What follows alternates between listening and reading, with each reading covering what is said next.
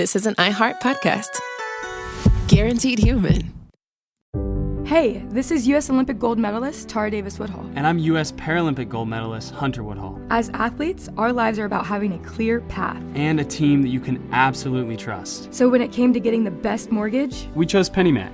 PennyMac is proud to be the official mortgage provider of Team USA and you. Learn more at pennymac.com. PennyMac Loan Services, LLC, Equal Housing Lender, NMLS ID 35953. Licensed by the Department of Financial Protection and Innovation under the California Residential Mortgage Lending Act. Conditions and restrictions may apply.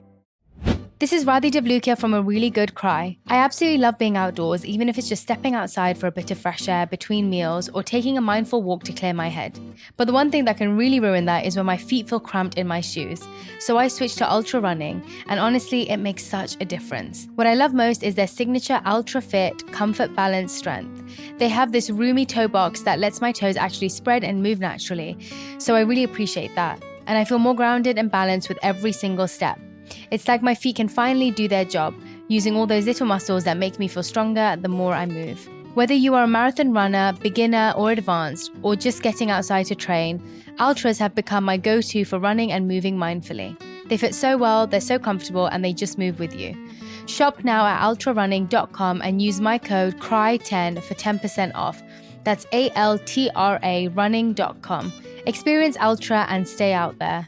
Support for the show comes from Public, the investing platform for those who take it seriously. On Public, you can build a multi-asset portfolio of stocks, bonds, options, crypto, and now generated assets, which allow you to turn any idea into an investable index with AI. It all starts with your prompt. From renewable energy companies with high free cash flow to semiconductor suppliers growing revenue over 20% year over year, you can literally type any prompt and put the AI to work. It screens thousands of stocks, builds a one-of-a-kind index, and lets you backtest it against the S&P 500. Then you can invest in a few clicks. Generated assets are like ETFs with infinite possibilities, completely customizable and based on your thesis, not someone else's. Go to public.com/podcast and earn an uncapped 1% bonus when you transfer your portfolio. That's public.com/podcast. Paid for by Public Investing. Brokerage services by Open to the Public Investing Inc. Member FINRA and SIPC. Advisory services by Public Advisors LLC, SEC registered advisor. Generated assets is an interactive analysis tool. Output is for informational purposes only and is not an investment recommendation or advice. Complete disclosures available at public.com/disclosures.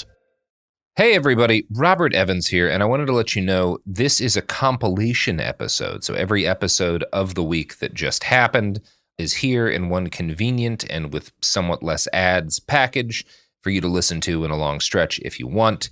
If you've been listening to the episodes every day this week, there's going to be nothing new here for you, but you can make your own decisions.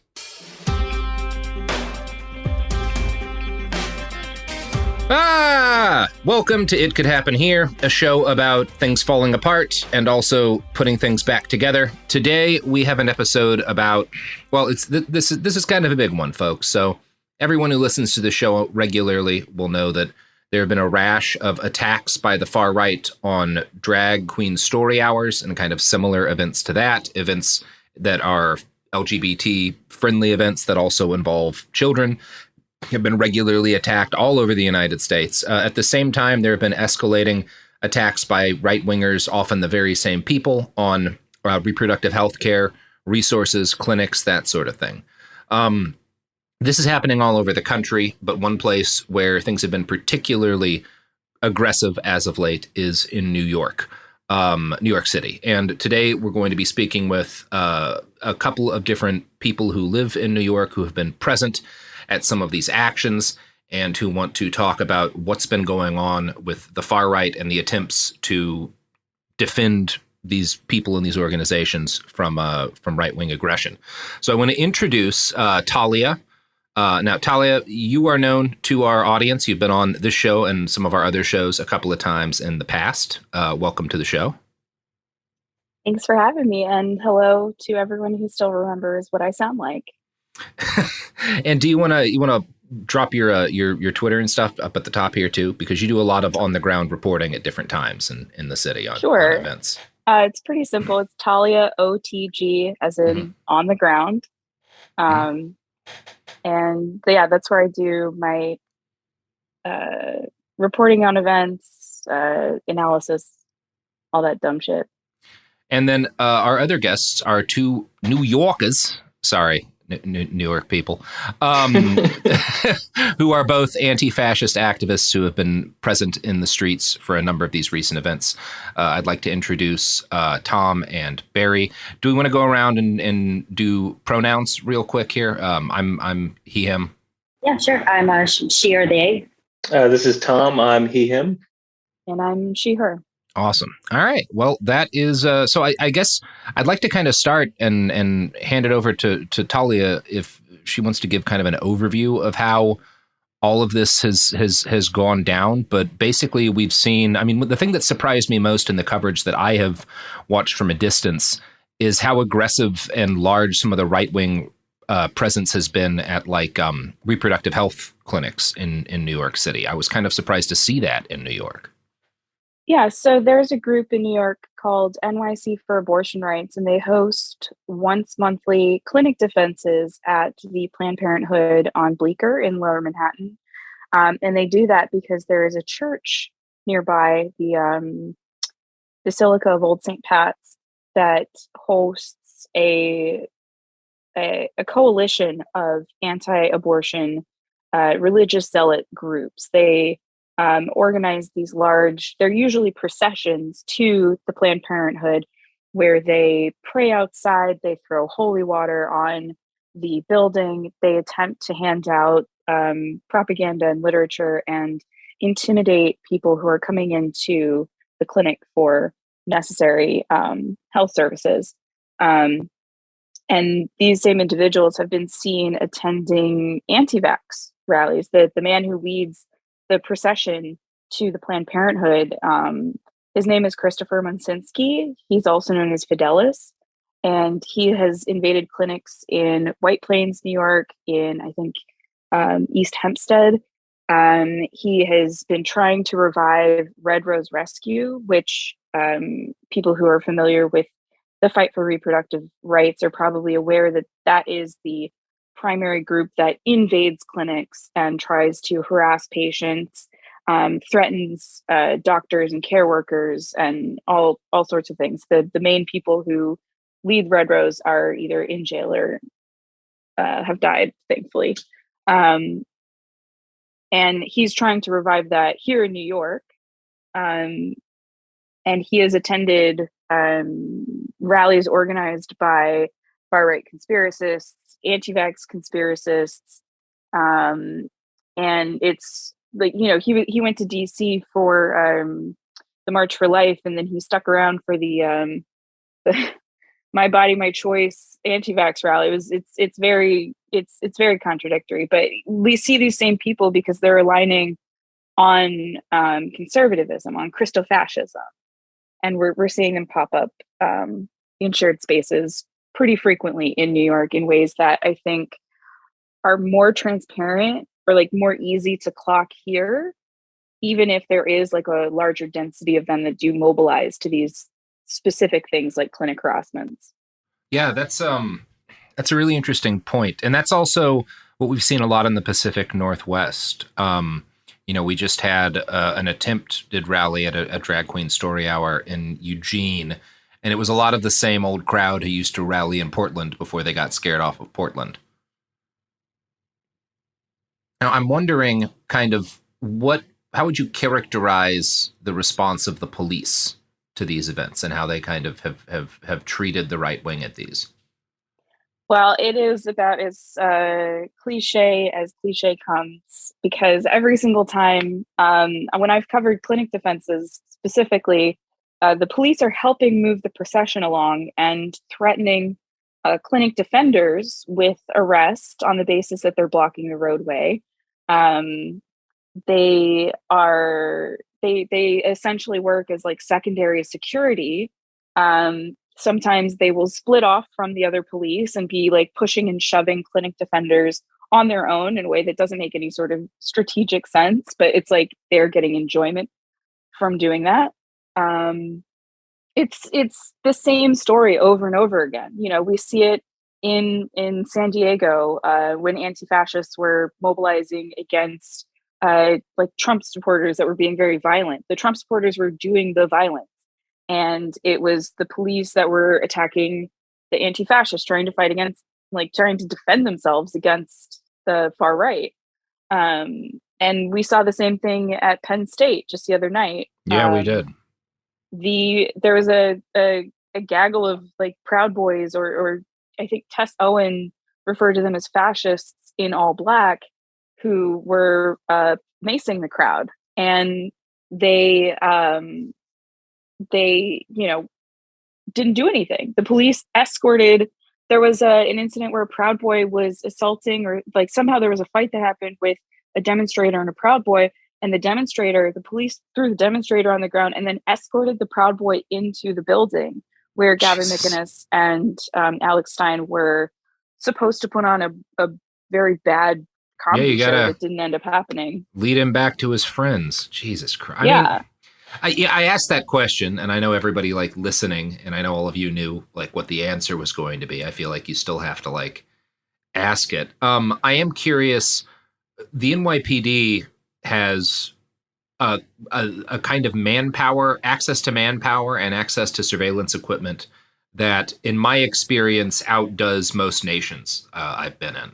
And I'm interested particularly, and everyone's responses are welcome, but particularly what Tom and Barry might have to say about what sort of roadblocks that provides towards organizing responses to these events and kind of how activists have had to adapt to that. This is Tom here. I mean, I will say it's very clear that the NYPD constantly monitors any sort of online space whatsoever. And I think most people know to organize, in person or on Signal with a small group of their friends rather than trying to get a large group of people to come to a thing publicly on the internet. Because anytime that happens, it's like there's instantly that much larger of a police presence. You get dozens and dozens of what's called the SRG, the Strategic Response Group, which I think Talia can maybe speak on that a little more, but they're basically the hats and bats that come bust up protests. Yeah, definitely agreed with that. And I would also say that because of the sheer volume of events, that these exact same group of people who are now attacking drag story hours and clinics, because we know this group already, and they were having almost daily anti-vax rallies, which objectively stopped kind of being a thing to even consider, try to mobilize a counter-protest for. So I think there is kind of a large disconnect right now, which whether by design or accidentally, where I think a lot of people feel like people who might attend a counter-protest, that is, might feel like, oh, no, it's just those same idiots up to their nonsense again. We don't worry about that. Like, tell me if it's the Proud Boys coming, and then we'll mobilize to counter-protest. So I honestly feel that it's sort of the mental associations that we have with these familiar faces. Despite the fact that it's been kind of obviously long observed that the anti-vax stuff is a direct pipeline and radicalization platform for these more extremist and Christo-fascist and transphobic actions now, people still can't really detach that.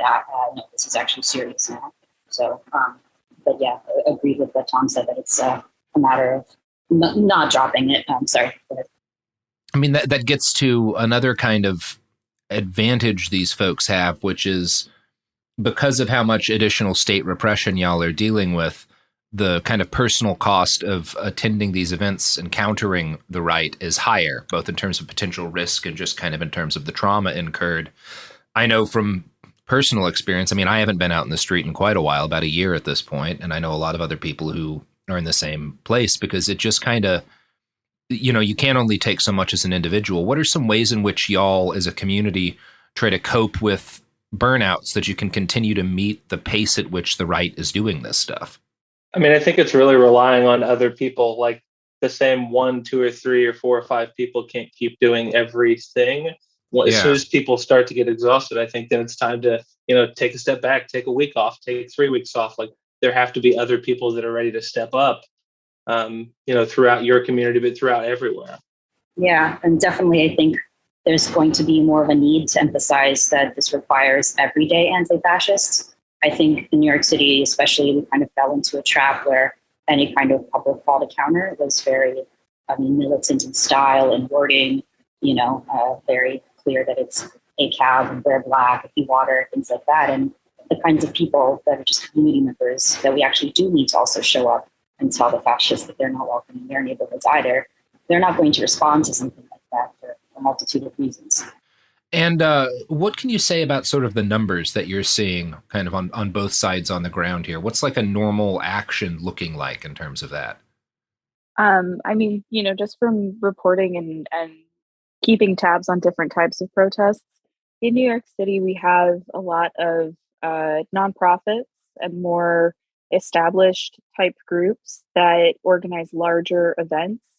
And those are typically just marches for visibility and awareness. And when it comes to a counter or some sort of direct action, like mutual aid, for example, we see much smaller numbers, but those numbers that I see at least is that these are people who've built community and communicate together as opposed to seeing a flyer and showing up just for that one day. These are people who consistently are engaging with one another and with that space.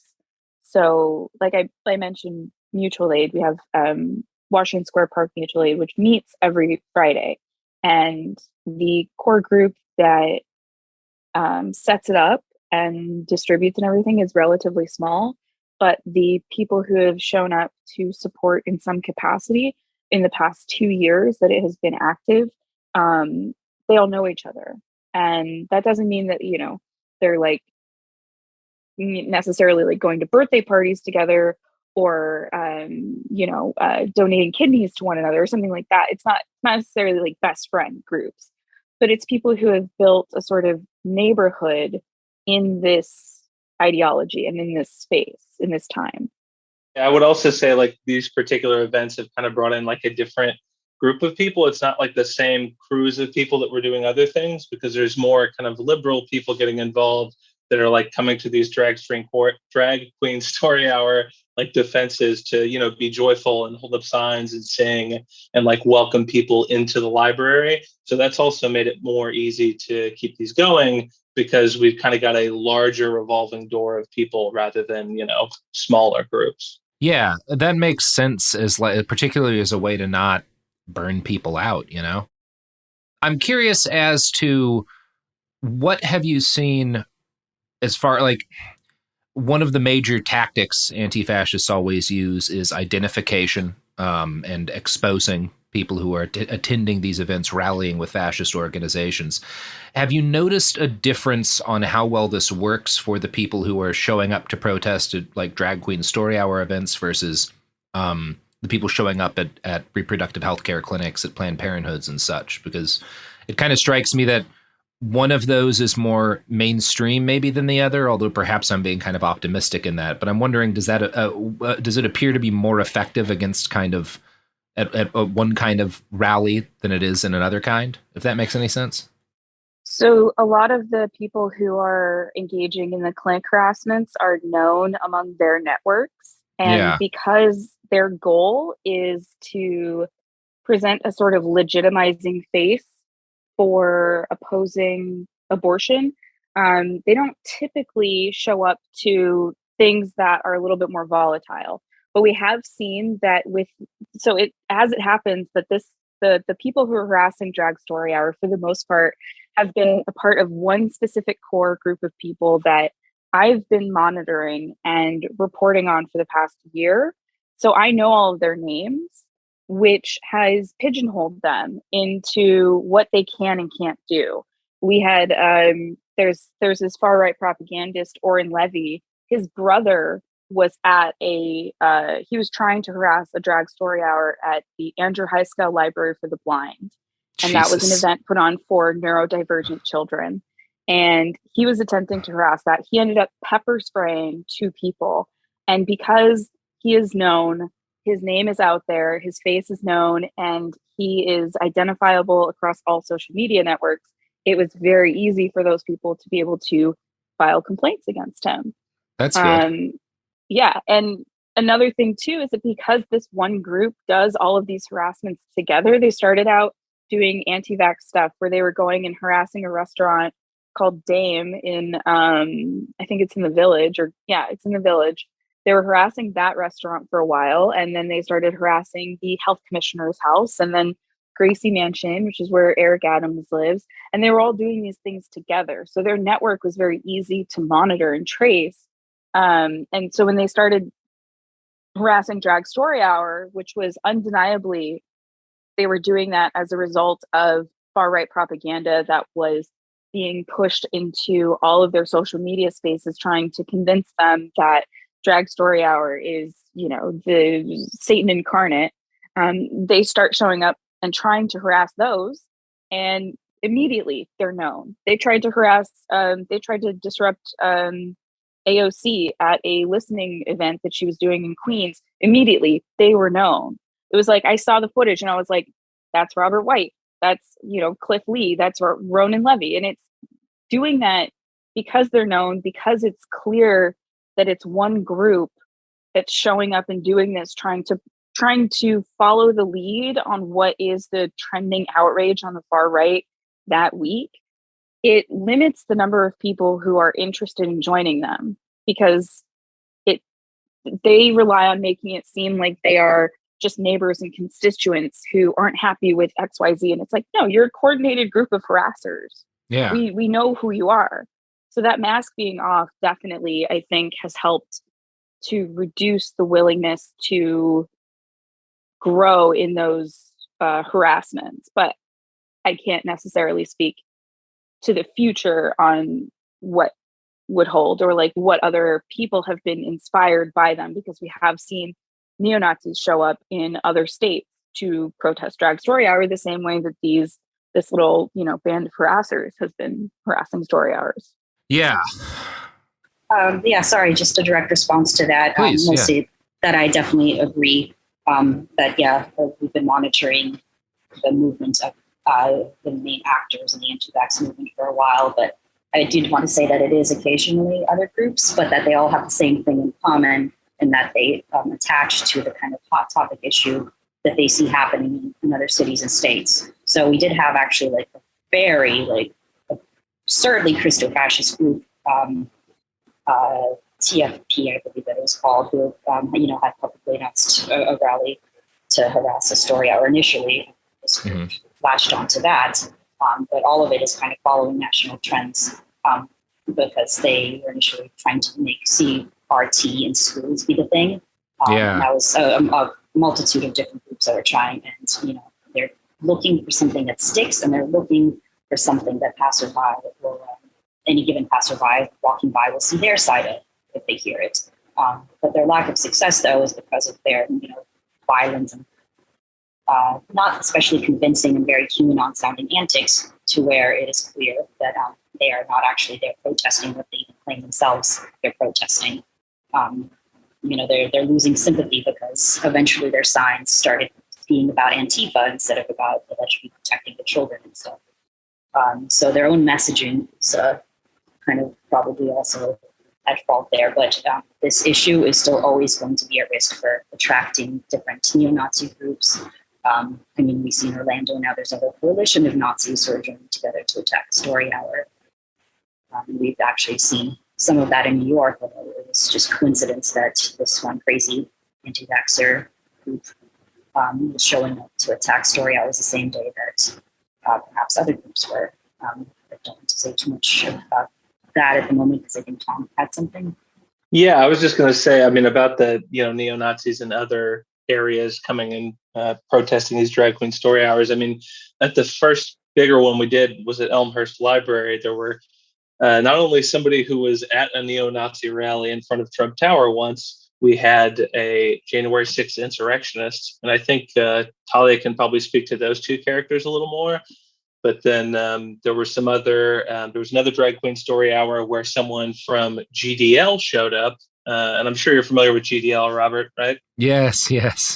Yeah, the Goyim Defense League. These guys drive around in the hate bus flying the swastika. You just said swastika, but in case people are not aware of what Goyim means, what you need to know is the Goyim Defense League are hardcore Nazis. Yeah, they are legitimate, straight up neo-Nazis. They fly the swastika. They go harass Jewish neighborhoods. Yeah. So capital one of them N was capital N Nazi.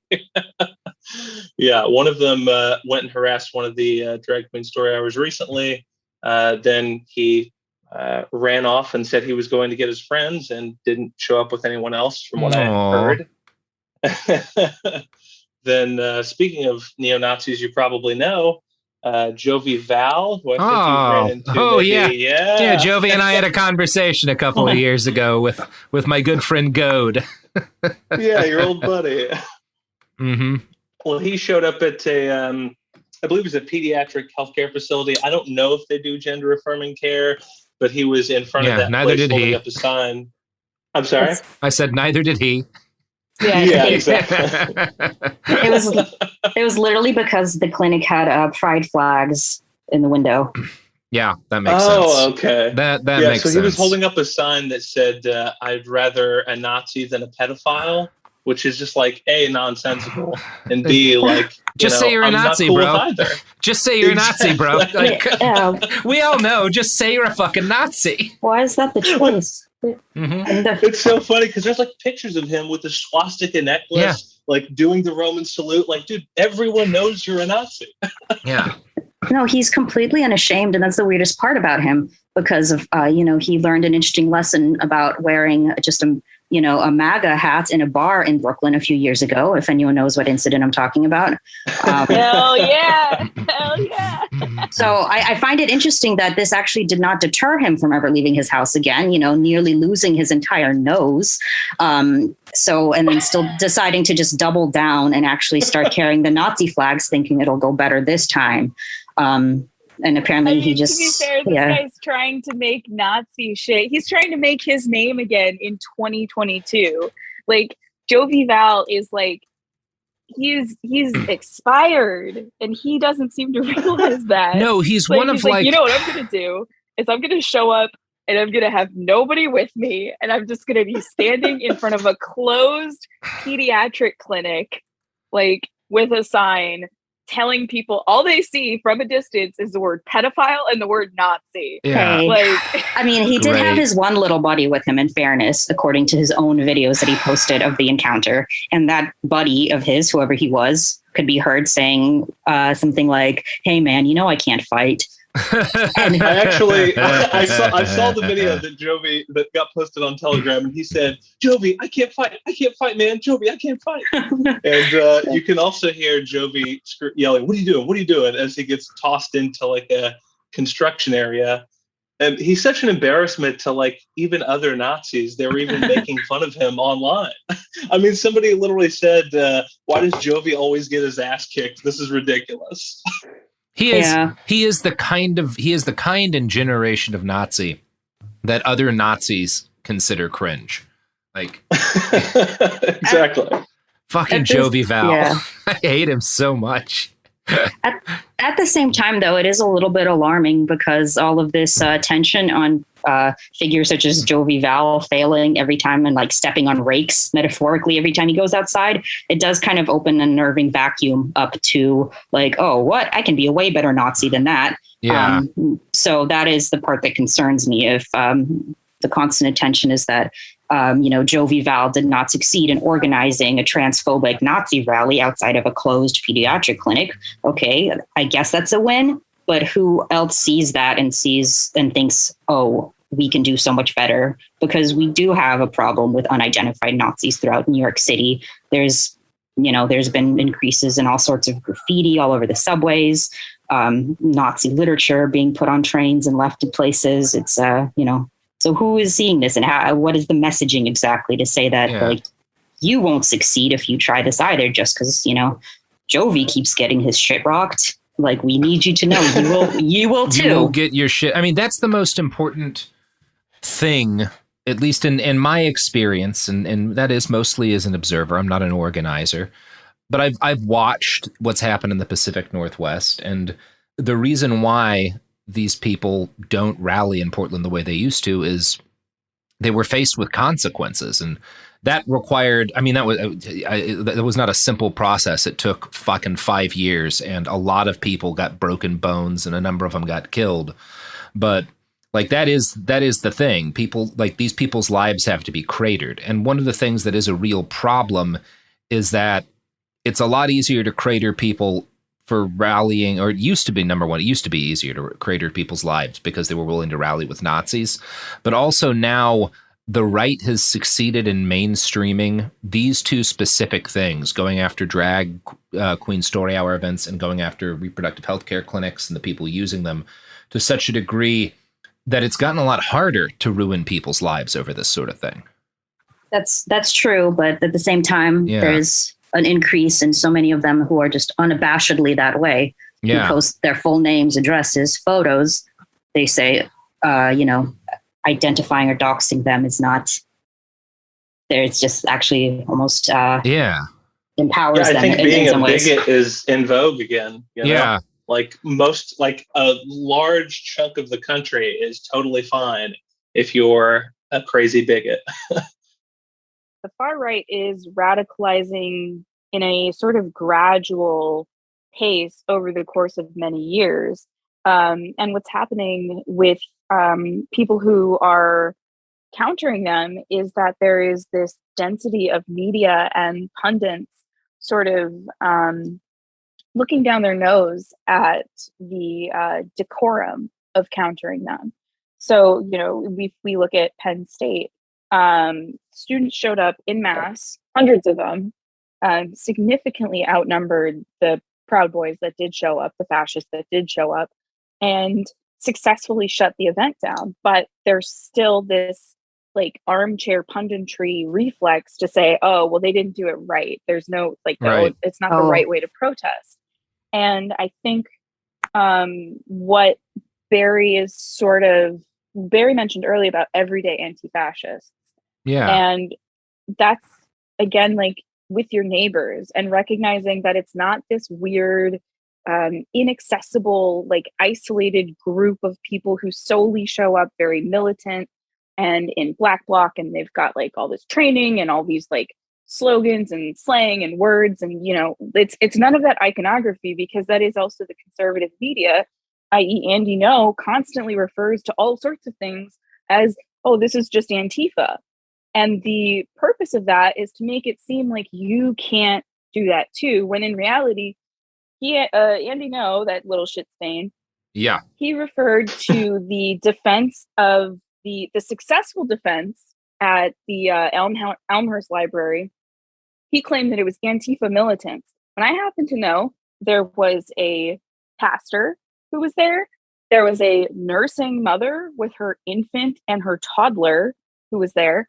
There were librarians present. And there were people who showed up because they were in the neighborhood and they heard that far-right extremists were going to try and harass. And sure enough, just like Tom mentioned, there was a J6 insurrectionist who tried to get into the building. I recognized him. Rushed into the building. Yeah, he tried to rush in. I recognized him. His name's Mitchell Bosch. He's best known for getting arrested for taking a knee in a Burger King. God to get arrested damn it. while wearing damn it. MLK hoodie.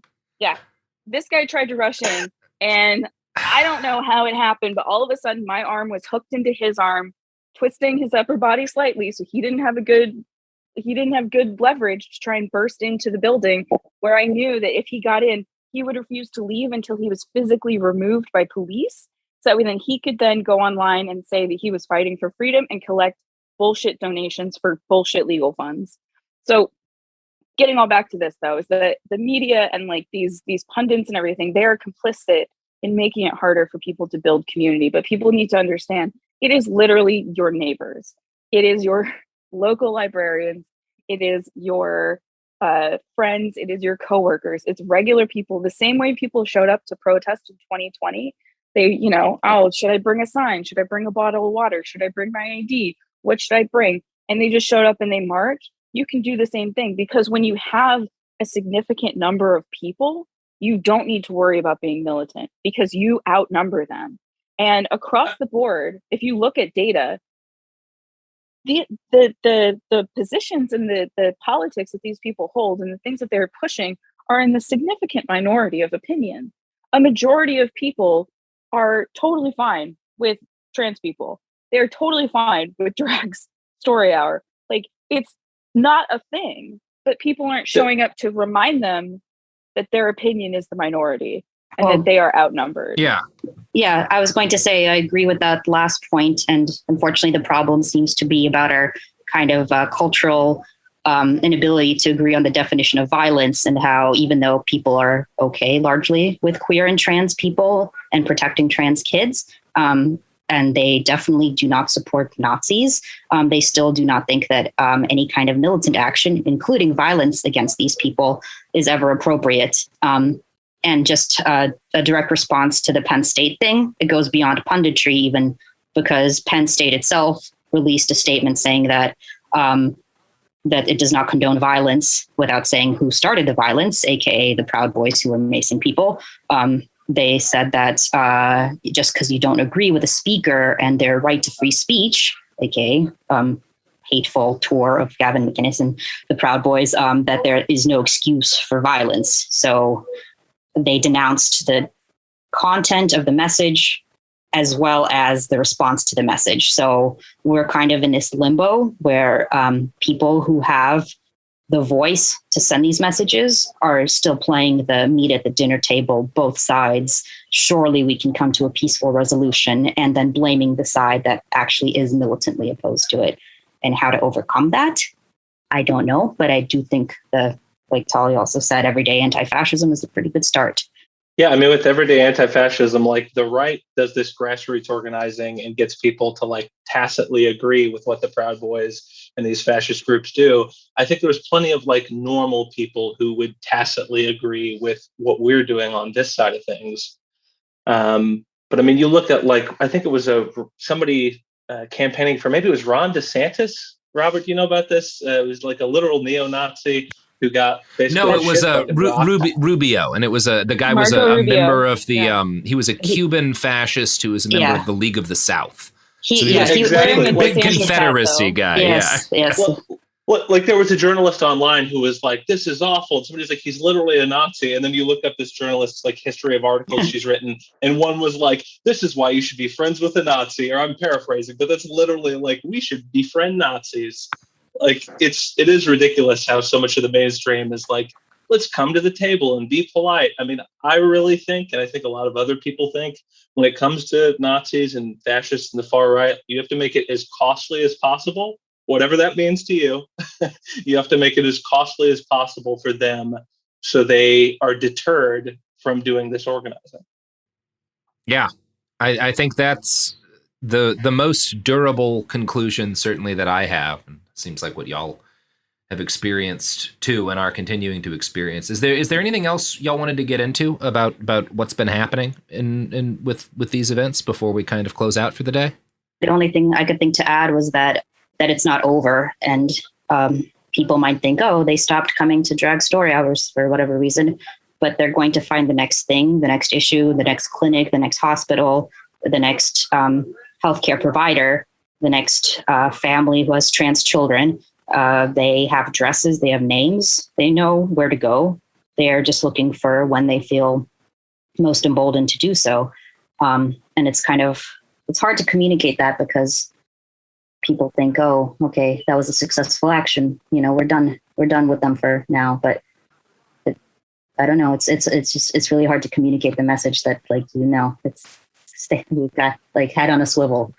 This is the hardest thing to not just to get across to people, but to kind of like actively accept for yourself, because it's one of the most frustrating realities of living in our society, but there's no way to get around it, which is that like not being eaten by these people is the result of constant vigilance against them.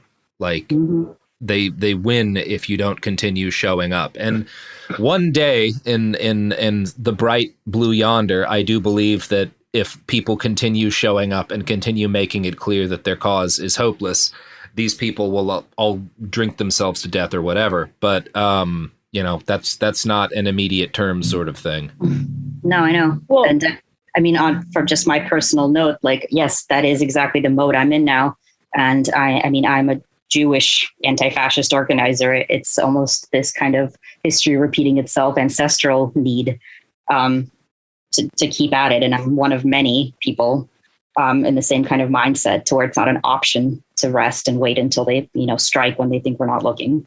Yeah. But it's obviously hard. Yeah, I mean, we have evidence that they are looking for the next thing. We have evidence that there's this one woman who got heavily involved with the anti-vax group New York Freedom Rally.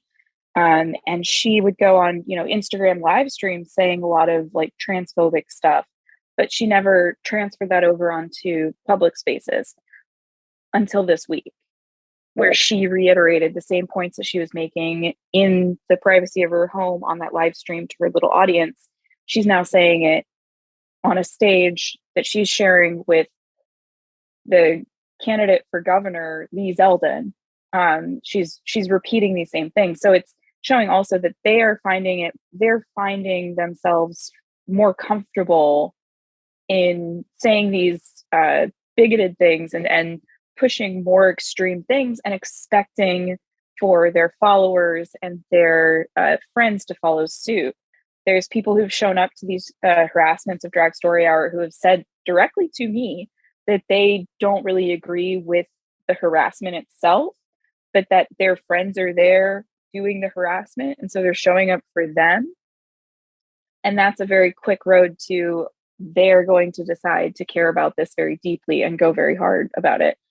But what has worked is when people show up and make it not happy and not good for them, when their footage is ruined, when their sound bites are fucked up, when they are blocked from doing the thing that they're trying to do to generate that content, to feed that like bigoted beast. When people show up, when those events keep happening, that's a big thing, is that like the venues that host these events need to not cancel them. Yeah. Because when those venues cancel, it tells the bigots that they are winning. And what needs to happen is the venues feeling brave to put out calls for community support the same way that happened in Eugene. Because when that venue put out that ask, they got hundreds of people and they outnumbered the bigots 10-1. I was just going to say, I'm very heartened by like how supportive the people in the neighborhoods and libraries have been, whether they're allowed to officially support anything or not. It's been, nice to know that people are happy we're there. And also, I would really love to see a meme of Jovi Val stepping on a rake now that you have that image in my head. Yeah. Was there anything else we wanted to get to? Self-defense is community defense. Yep. And if people are interested, people in New York created something called IFAC Fund, where you donate funds, and then people who want to receive individual first aid kits can request one and receive one for free. And it was created in honor of a anti-fascist badass named Torch, who is always presente. But yeah, if people wanted to check that out, it's the Twitter account is just at IFAC Fund, IFAK Fund. If they want to donate, I think it's Cash App is IFAC Fund. I think someone else could look it up to check to confirm. Yeah, it's $ IFAC Fund. Oh, I'm sorry, $ IFAC Fund. Thank you. At $ whatever. Yeah. And it's just a matter of like knowing that we keep us safe in every sense of the word. Yeah, and I think that's a perfect note to end on. Thank you all for your time. Thank you for continuing to be out there in the streets. And everybody else, get out there and make a fascist stay worse.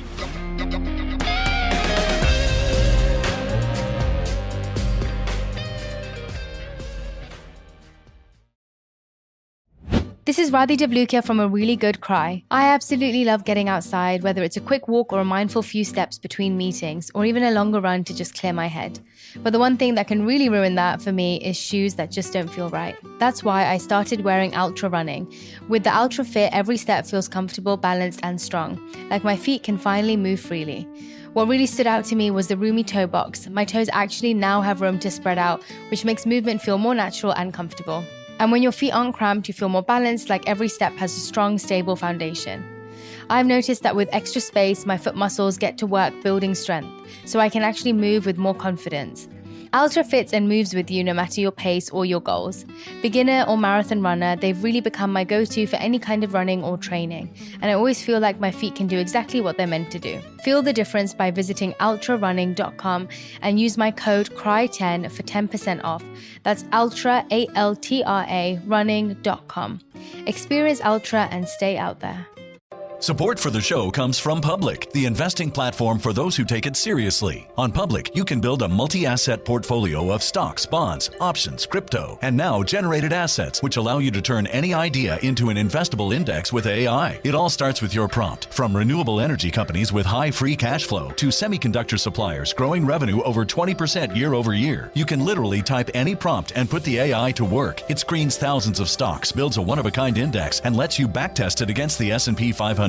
Then you can invest in a few clicks. Generated assets are like ETFs with infinite possibilities, completely customizable and based on your thesis, not someone else's. Go to public.com/podcast and earn an uncapped 1% bonus when you transfer your portfolio. That's public.com/podcast. Paid for by Public Investing. Brokerage services by Open to the Public Investing Inc. Member FINRA and SIPC. Advisory services by Public Advisors LLC, SEC registered advisor. Generated assets is an interactive analysis tool. Output is for informational purposes only and is not an investment recommendation or advice. Complete disclosures available at public.com/disclosures.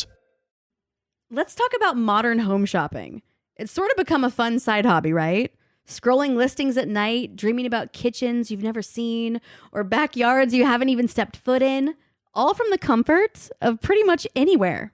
Redfin knows a lot of people like you want to own, but are stuck in this browsing mode loop. That's where Redfin flips the script. With listings that update within minutes and tours you can book right from the Redfin app, you can see your dream home the moment it appears. Now, liking a listing is easy, but actually landing it, that's where Redfin comes in. Redfin has over 2,200 agents with local expertise. And Redfin agents close twice as many deals as other agents. That means they want to help you win, not just window shop. Redfin is built to help you go from just looking to wait, this could actually be home. So become the newest neighbor on the block. Visit redfin.com to start finding and start owning. That's redfin.com.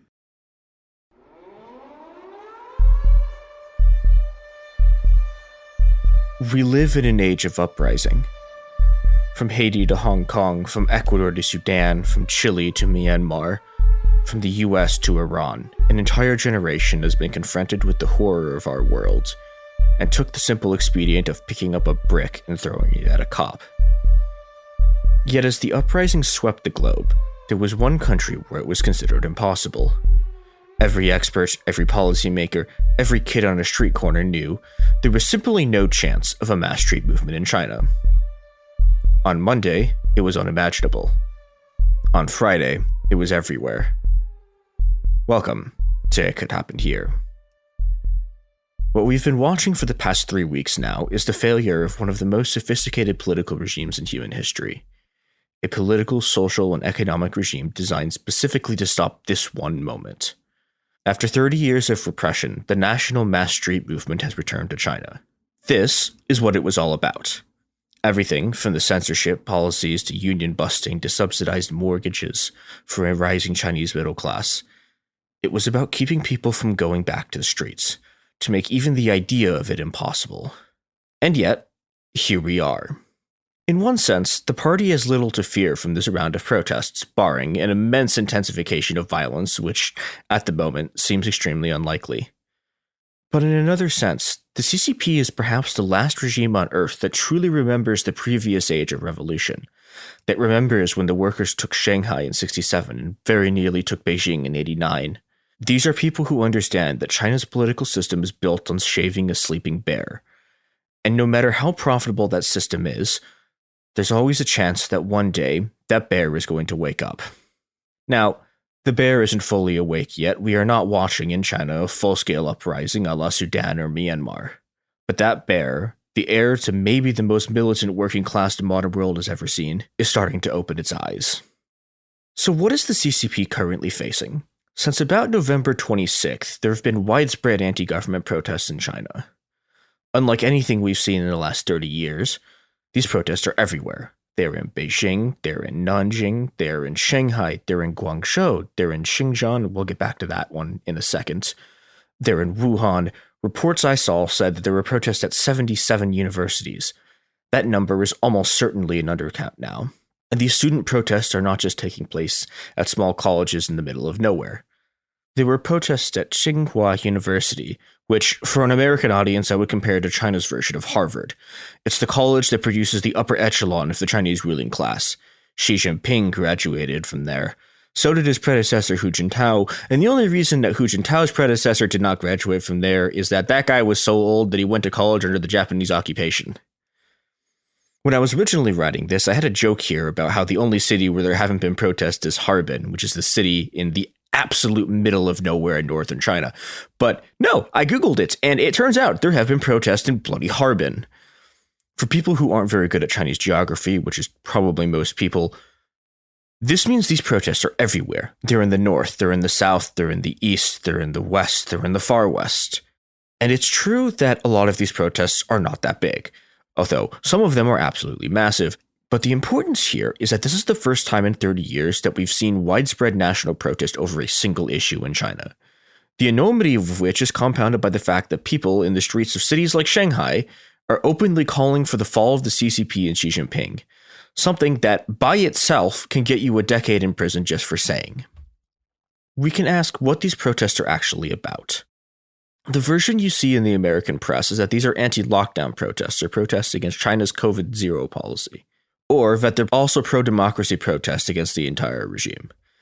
And this is sort of true as far as it goes, but it doesn't capture the core of what's going on, which is that what we're seeing is a widespread fusion of labor rebellion, anti-police brutality protests, and a revolt against the authoritarian state. The thing that's brought all of this together is the CCP's COVID policy. But that's because that policy is the most visible and most concentrated expression of the state's general authoritarianism and brutal war against the working class. We can learn a lot about what's actually been happening by going back a little bit to the very start of the protests. There are 3 specific events that sparked the protests, 2 of which are pretty well covered, and 1 of which has been basically ignored because of how long ago it happened. The first spark is essentially an event in its own right. This is what I would call the Foxconn Revolt, a series of worker uprisings against the manufacturer of the iPhone, which, with a single factory, controls vast portions of the regional economy of Henan Province, where its largest factory is based. The Foxconn Revolt has been brewing for a long time. It began essentially when Foxconn began to impose what's called the closed-loop system. The closed-loop system was originally developed by the NBA to run an NBA season during the beginning of the pandemic. The idea is that you keep everyone inside a closed loop. This means that everyone in the production process has no contact with the outside world at all for as long as the manufacturing cycle goes.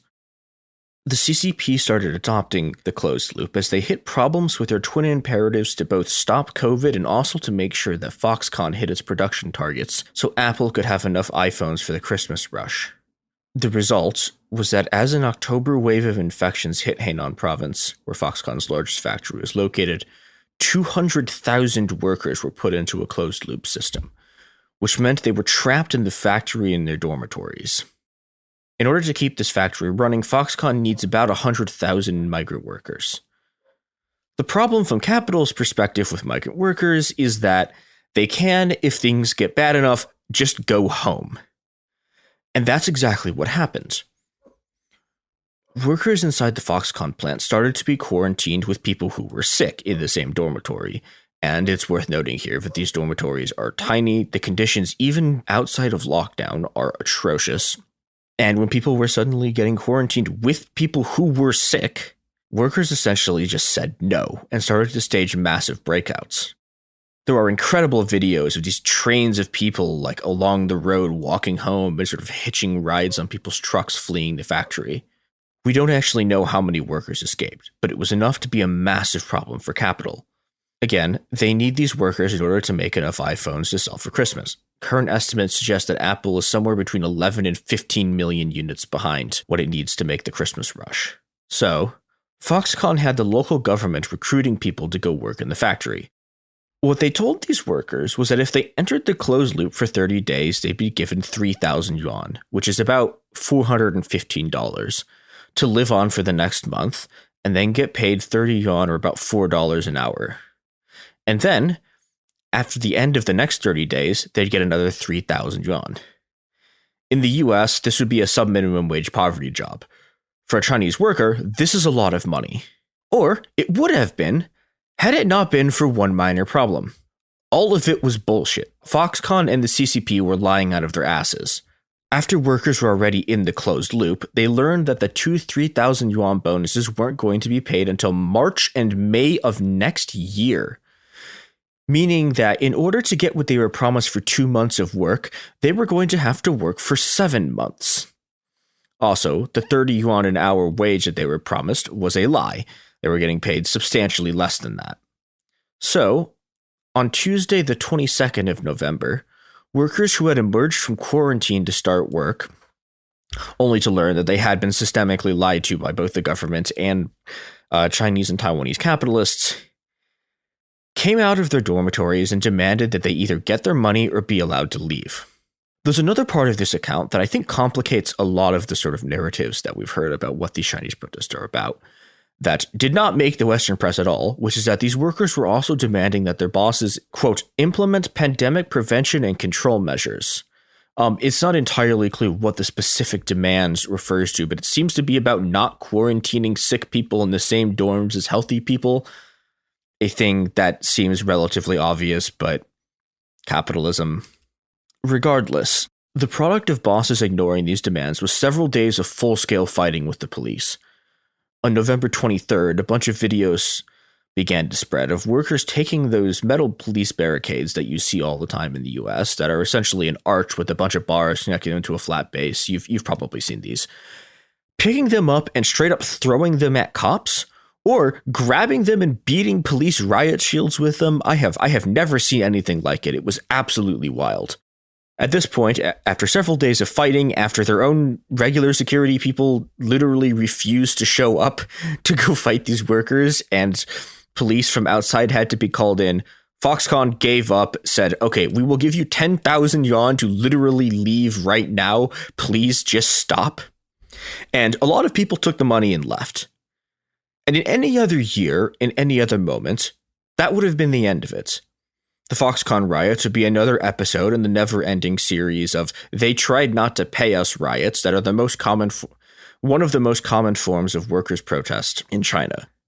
Instead, on Thanksgiving Day in the United States, videos started to circulate of a fire in a residential block in Urumqi, the capital of Xinjiang.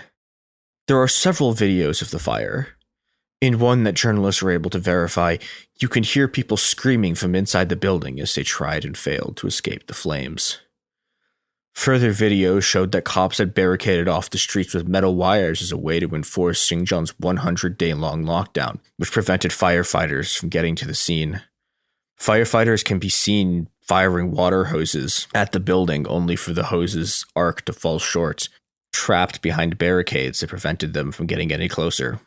Speculation about whether the doors of the apartment building themselves had been sealed shut with locks or barricaded from the outside, as had happened to so many other people's homes during the lockdown, ran rampant. One video I saw from another city appeared to show workers in hazmat suits, who've become known as the Big Whites, literally welding someone's door shut to keep them in. To make matters worse, the head of the Urumqi City Fire Rescue Department blamed the families for their own deaths, saying, quote, some residents' abilities to rescue themselves were too weak. These are the videos, the fragments of nightmares brought to life, that started the mass protests. This is a revolution seen in 30-second intervals. Everyone is trying to beat the censors. Clips flow back and forth between WeChat, Twitter, Telegram, back to WeChat again. Ironically, many censors were already home for the weekend, allowing clips and posts that otherwise would have been removed immediately to circulate for hours, and sometimes even days. These brought back the memory of the third spark, the one that's basically been forgotten about in the West, if anyone even cared to know about it in the first place. In September, a bus full of people with COVID in Guangzhou that the government was shipping to a quarantine center crashed and killed 27 people, wounding 20 others. Conditions in these centers, which COVID patients are often forced to go to rather than quarantining in their homes, are atrocious. Pictures and videos circulate constantly of bathrooms covered in human shit from failing drainage systems, as China's already overtaxed medical system simply failed to keep up with the demands on it placed by the government, which, like the American government, has and continues to systematically refuse to invest in medical infrastructure. Intimate familiarity with these wretched conditions and the raw horror at the deaths in Xinjiang and Guangzhou sparked protests across the country. In Urumqi, a now 70% Han city under constant police occupation, Han protesters appeared to be moved in solidarity with the Uyghur families killed in the fire, and fought the police with a ferocity unmatched anywhere but the migrant worker villages of Guangzhou along the Pearl River Delta, one of China's great manufacturing hubs. These desperate struggles were given relatively little attention by a Western media class enamored with the image of students carrying blank white pieces of paper to protest the censorship, a common form of protest in places like Hong Kong. This time, at least, they were tied to a particularly funny piece of media censorship. As protests mounted, people started posting an article version of a speech by Mao called "Let the People Speak, the Sky Will Not Fall." Chinese censors quickly ran into a classic CCP problem, which is that, in a state whose heroes are communist revolutionaries, celebrated historical figures produce an immense repertoire of slogans and quotes for subsequent generations of revolutionaries to draw from, which has caused the CCP at various points in time to ban the opening of its own national anthem, "Arise, ye who refuse to be slaves." As censors banned "Let the People Speak, the Sky Will Not Fall," people began posting the article but with the words replaced by squares. This, too, was also deleted. And then posting simply blank white squares themselves, which saw their reflection in the students in the street. The CCP, in turn, retreated to its traditional tactic of blaming the protests on foreign forces interfering in China, a claim which is less than credible on a country that has rolled up the CIA's entire in-country intelligence network at least once in the last decade. There's an incredible exchange that has made the rounds between a cop who is telling a group of protesters that there are, quote, foreign forces around manipulating the protests, who is immediately yelled at by a guy screaming, "Who are the foreign forces? Marx and Engels? Stalin and Lenin?" Another man appears and asks, "Hi, can I ask if it was foreign forces who started the fire in Xinjiang? Was the Guizhou bus overturned by foreign forces?" Another man grabs the mic and says, "Was everyone told to come here by foreign forces?" The crowd shouts no. He then makes an incredibly obvious point. "We can't even access the foreign internet. How are foreign forces meant to be communicating with us?" Another man says, "We only have domestic forces not allowing us to govern ourselves. Where are these foreign forces? From the moon?" Still, managing these accusations has become a constant part of the protests, with calls from protesters to stop chanting things like "down with the CCP" and attempts to keep the demands focused on COVID policy, like ending COVID-0. And this is where things get incredibly muddled by a Western press that decided to stop giving a shit about COVID deaths a year ago, and a set of contrarians arguing that no, actually, China's COVID policy is actually good. This entire debate hinges on the conflation of the stated government policy of zero COVID, which is an attempt to stop all cases of COVID, and the actual execution of the policy, which has taken the form of a war against China's working class and a set of draconian police state abuses. One thing that Western quote-unquote experts have been quick to point out is that, well, the CCP has to keep doing COVID-0 or 1.5 million people will die. There is a tiny bit of truth to this, in that one reason Chinese COVID restrictions are so harsh is that if COVID was simply let rip like it has been in the US, it would go through China's largely unvaccinated rural elderly population like a chainsaw. And unlike in the US, if 1 million people died in China because the government fucked up a pandemic response, party officials would be getting beaten to death in the streets. And part of the reason for the crisis in China in the first place is that the rest of the world gave up on trying to contain COVID entirely. If the rest of the world had, done their jobs and stamped out the virus, none of us would be here right now. On the other hand, no, absolutely not. You do not actually need to weld people into their houses or drag them by force out of their homes so they can die in bus crashes on their way to unsafe and unsanitary pseudo-hospitals with bathroom floors literally covered in shit in order to contain the pandemic. Lots of pandemics across human history have been contained without doing this shit. Just because the two great world powers have decided that their COVID responses are kill 1 million people by forcing everyone back to work so that no one has to actually deal with the political consequences of telling a bunch of unbelievably deranged and heavily armed fascists no, and lock 200,000 people in a factory and force them to make iPhones and then beat the absolute shit out of them when it turns out you've lied to them about their pay, doesn't mean that there aren't other options that we could take for pandemic responses if we decided to stop letting a bunch of venal and corrupt assholes rule us all. And this is something that people in China also understand, even if the Western press corps is dead set on presenting their demands as if they're American anti-maskers. You can tell, obviously, the Chinese protesters are not simply a copy of right-wing American fascists by simply looking at a picture of a protest and seeing how many people are wearing masks. China is not the US. Regular people actually do care about containing the pandemic. This is why there was a real pandemic response in the first place after the government utterly botched it. If you look at the actual demands of the protesters, you will see things that normally would seem more at home with liberal American protesters attempting to see pandemic restrictions enforced properly. Things like, our pandemic response must be based on science. But people, even people who don't want to die of a plague, do not want to be horribly abused by cops or horrifically exploited by the state and capitalists. And that, I think, is something we do all understand. Only time can tell what will happen to these protests. The government is quietly making concessions, and not so quietly hunting down people who took to the streets. It is entirely possible that the protests will simply die. And that, in 2 or 3 years, most people will have forgot they ever happened. From a sort of brutal materialist perspective, however, it seems unlikely. China's social system could function fine as long as growth was at 15%, or 10%, or even 8%. But when growth inevitably comes down to 2%, the deal of keep your head down and everyone will get rich starts to look a lot less attractive. COVID has simply intensified all of the traditional contradictions inside Chinese society and made visible the horrors that previously had been obscured, and it seems unlikely that those contradictions will someday vanish. But here in the present, the impossible continues, and every day it does is another day that the gates of possibility inch a bit further open. This has been It Could Happen Here. You can find us at Happened Here Pod on Twitter or Instagram. We have a website, coolzonemedia.com, where you can see the sources for this and other episodes. Enjoy your week, and remember that you too can defeat your own ruling class.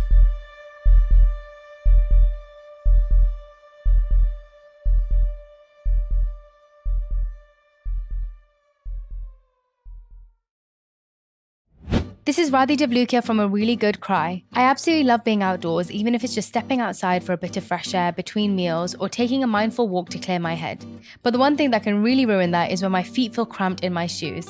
So I switched to ultra running, and honestly, it makes such a difference. What I love most is their signature Ultra Fit Comfort Balance Strength. They have this roomy toe box that lets my toes actually spread and move naturally, so I really appreciate that. And I feel more grounded and balanced with every single step. It's like my feet can finally do their job, using all those little muscles that make me feel stronger the more I move. Whether you are a marathon runner, beginner or advanced, or just getting outside to train, Ultras have become my go-to for running and moving mindfully. They fit so well, they're so comfortable, and they just move with you. Shop now at ultrarunning.com and use my code CRY10 for 10% off. That's ALTRA running.com. Experience Ultra and stay out there. Support for the show comes from Public, the investing platform for those who take it seriously. On Public, you can build a multi-asset portfolio of stocks, bonds, options, crypto, and now generated assets, which allow you to turn any idea into an investable index with AI. It all starts with your prompt. From renewable energy companies with high free cash flow to semiconductor suppliers growing revenue over 20% year over year, you can literally type any prompt and put the AI to work. It screens thousands of stocks, builds a one-of-a-kind index, and lets you backtest it against the S&P 500.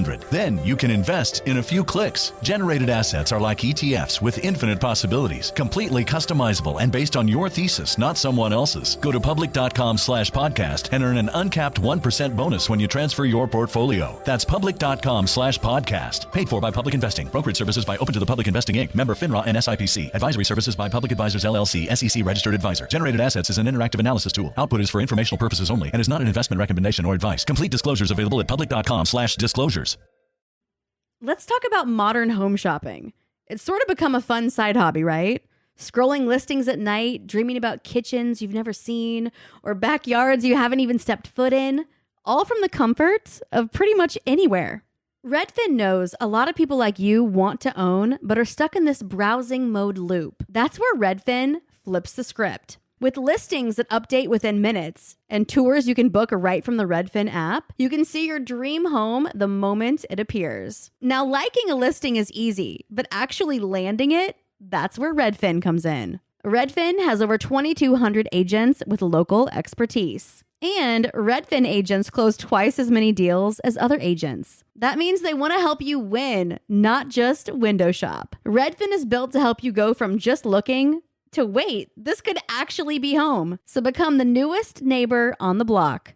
Visit redfin.com to start finding and start owning. That's redfin.com.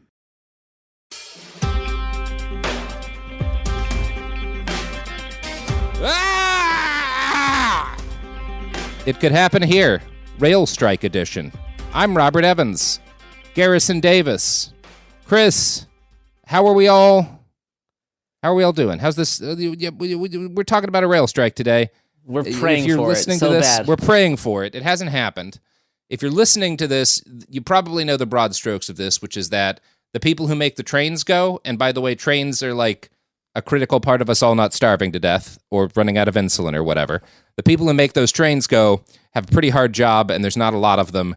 And for a variety of reasons that boil down to companies not wanting to spend money, it's impossible for that. They don't get sick days. So there were a bunch of other things that were shit about the job, including pay, especially since rail company profits have been at like record levels. So they were threatening to strike. There were union negotiations. Some of the union leaders reached an agreement with the rail companies, but it didn't include the sick days.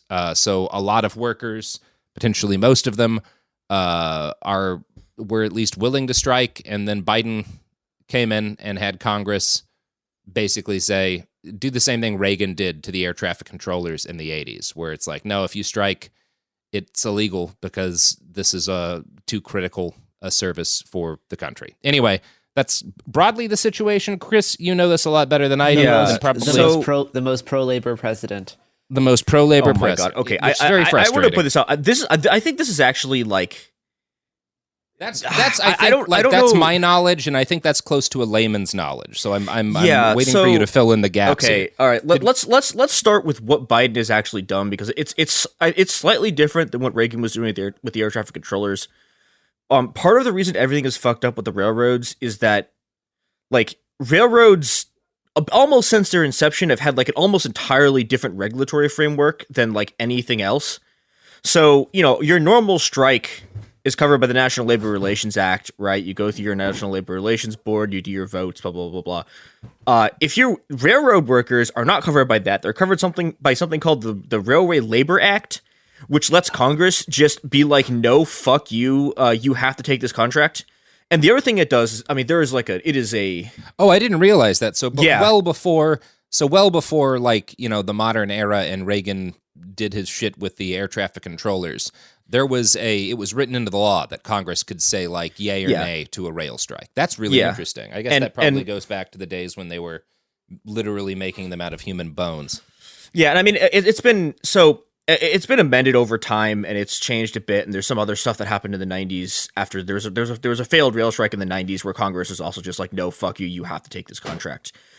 But yeah, the important thing about this is that, like, okay, so in order to even potentially strike, you have to go through so much bullshit. It's called self-help in the law. Like, the people have been trying to strike for 2 years, and everything that we're seeing now is the product of 2 years of bullshit.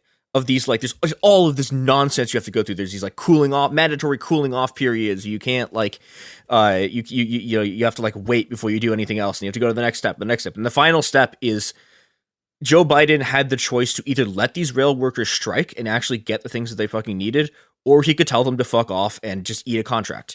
And that's what's happened right now, is that Joe Biden has just, and also again with the support of both houses of Congress And I also like explicitly want to mention here that a lot of nominally socialist politicians, including like AOC, a lot of social democrats have signed. Voted. Let's talk about that too, because that's another part of it. That again, so my surface, and I guess I'm playing the podcast idiot in this one, which is not abnormal for me.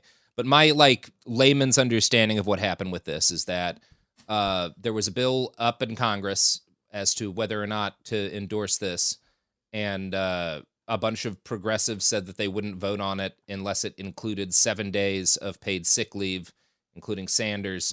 That got pushed off into a separate bill, and there was like some kind of sketchy wording about like, well, we won't, like I don't 100% understand the congressional hijinks, but I know they just wound up voting for the negotiate like what the union had negotiated without any sick leave. Like Like it seems like it kind of provided an opportunity for a bunch of progressives in the House to vote yes on the sick leave, knowing that it wouldn't pass the Senate and knowing that the strike would still get stopped. Right? Like, what am I missing there? I mean, it's basically that. Like I'm not a Congress knower.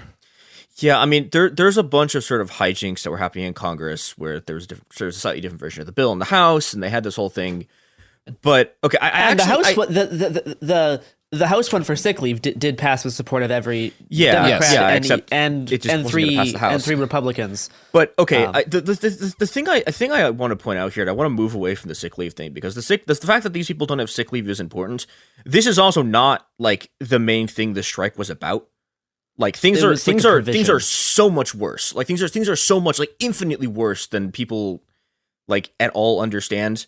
Like what the thing this rail strike is about, if you go like actually talk to the people who are doing it, is that these people are on call for 90% of their lives.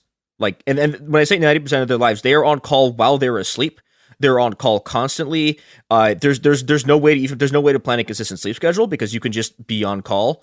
And and part of what's going on here, and if you read the sort of detailed accounts, you will see a lot of people talking about this thing called precision scheduled railroading. Yeah, precision scheduled railroading was it was a great theory, kind of, that was implemented so atrociously badly it's basically fucked like the entire economy.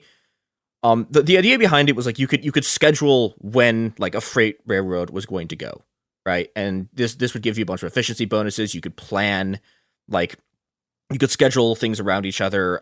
This just didn't happen. People implemented it, but what they implemented was just this nightmare like amalgamation of we're going to reduce a bunch of staff and then we're going to make these trains that have like 200 fucking cars on them.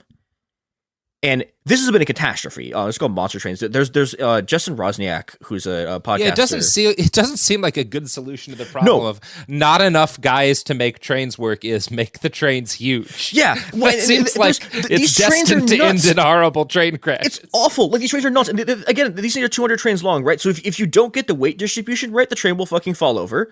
They keep doing this. This has been happening for like several years now. Is there's just trains everywhere derailing. There's like no coverage of it. The reason there's no coverage of it is you know where I knew that from, Chris? Garrison will tell you.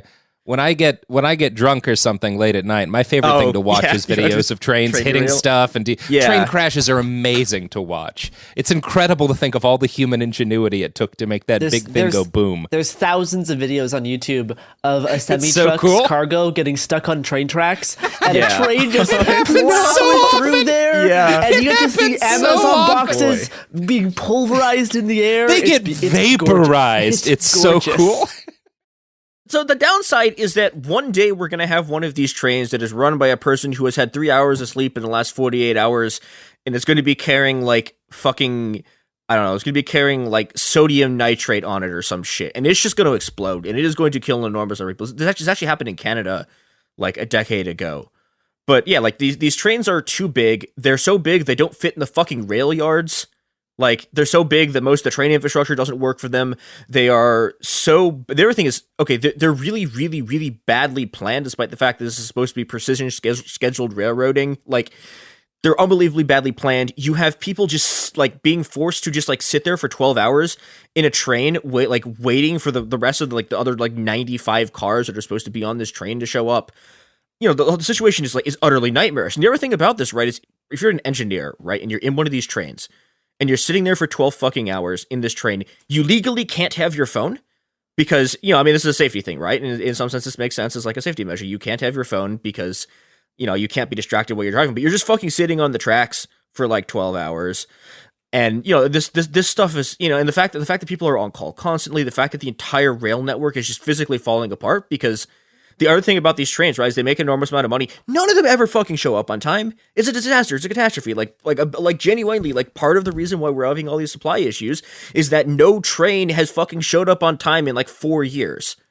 And but it's that's okay. Because of this the new bullshit. contract. It's okay that the new contract signed in says that workers can have up to 3 unpaid days off for medical appointments. Oh wow, that's something. Yay! It's bullshit. 3 unpaid days off for pre-made medical appointments. Yeah, none of solving which the problem forever. Yeah, and again, like these people are on call for 90% of their lives. You can't even like you can't schedule when you're going to sleep because you might be on call. And on call might be you have to fucking like drive like several hours to a place so you can get on a train and the train cannot leave, and the train eventually leaves like 6 hours later and you fucking drive and then you're just like dropped off somewhere in the middle of fucking nowhere, and then unpaid you have to go back to like where you live. It is like okay, the thing I want to like get out of this is like the railroading system in general, the system of freight railroading that we have in the U.S. is in the midst of collapsing. Like it is falling apart.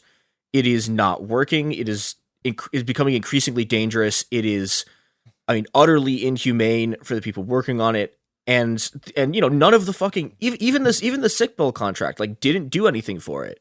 Right? The only way this actually could have been resolved is if Joe Biden and if the Democrats and if Congress hadn't been fucking cowards and had let these people strike. Because these kinds of concessions, like, and you know, I also, like, I don't want to let the fucking unions off the hook here, too, because they know all of this.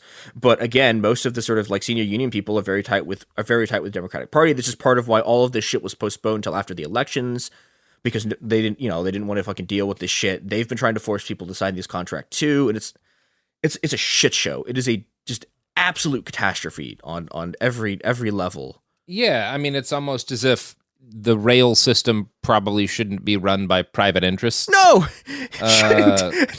yeah, because there's going to be now 115,000 rail workers who are forced to work under these still not great conditions. Meanwhile, the managers and the owners of the railroads get to go back to just making tons of money.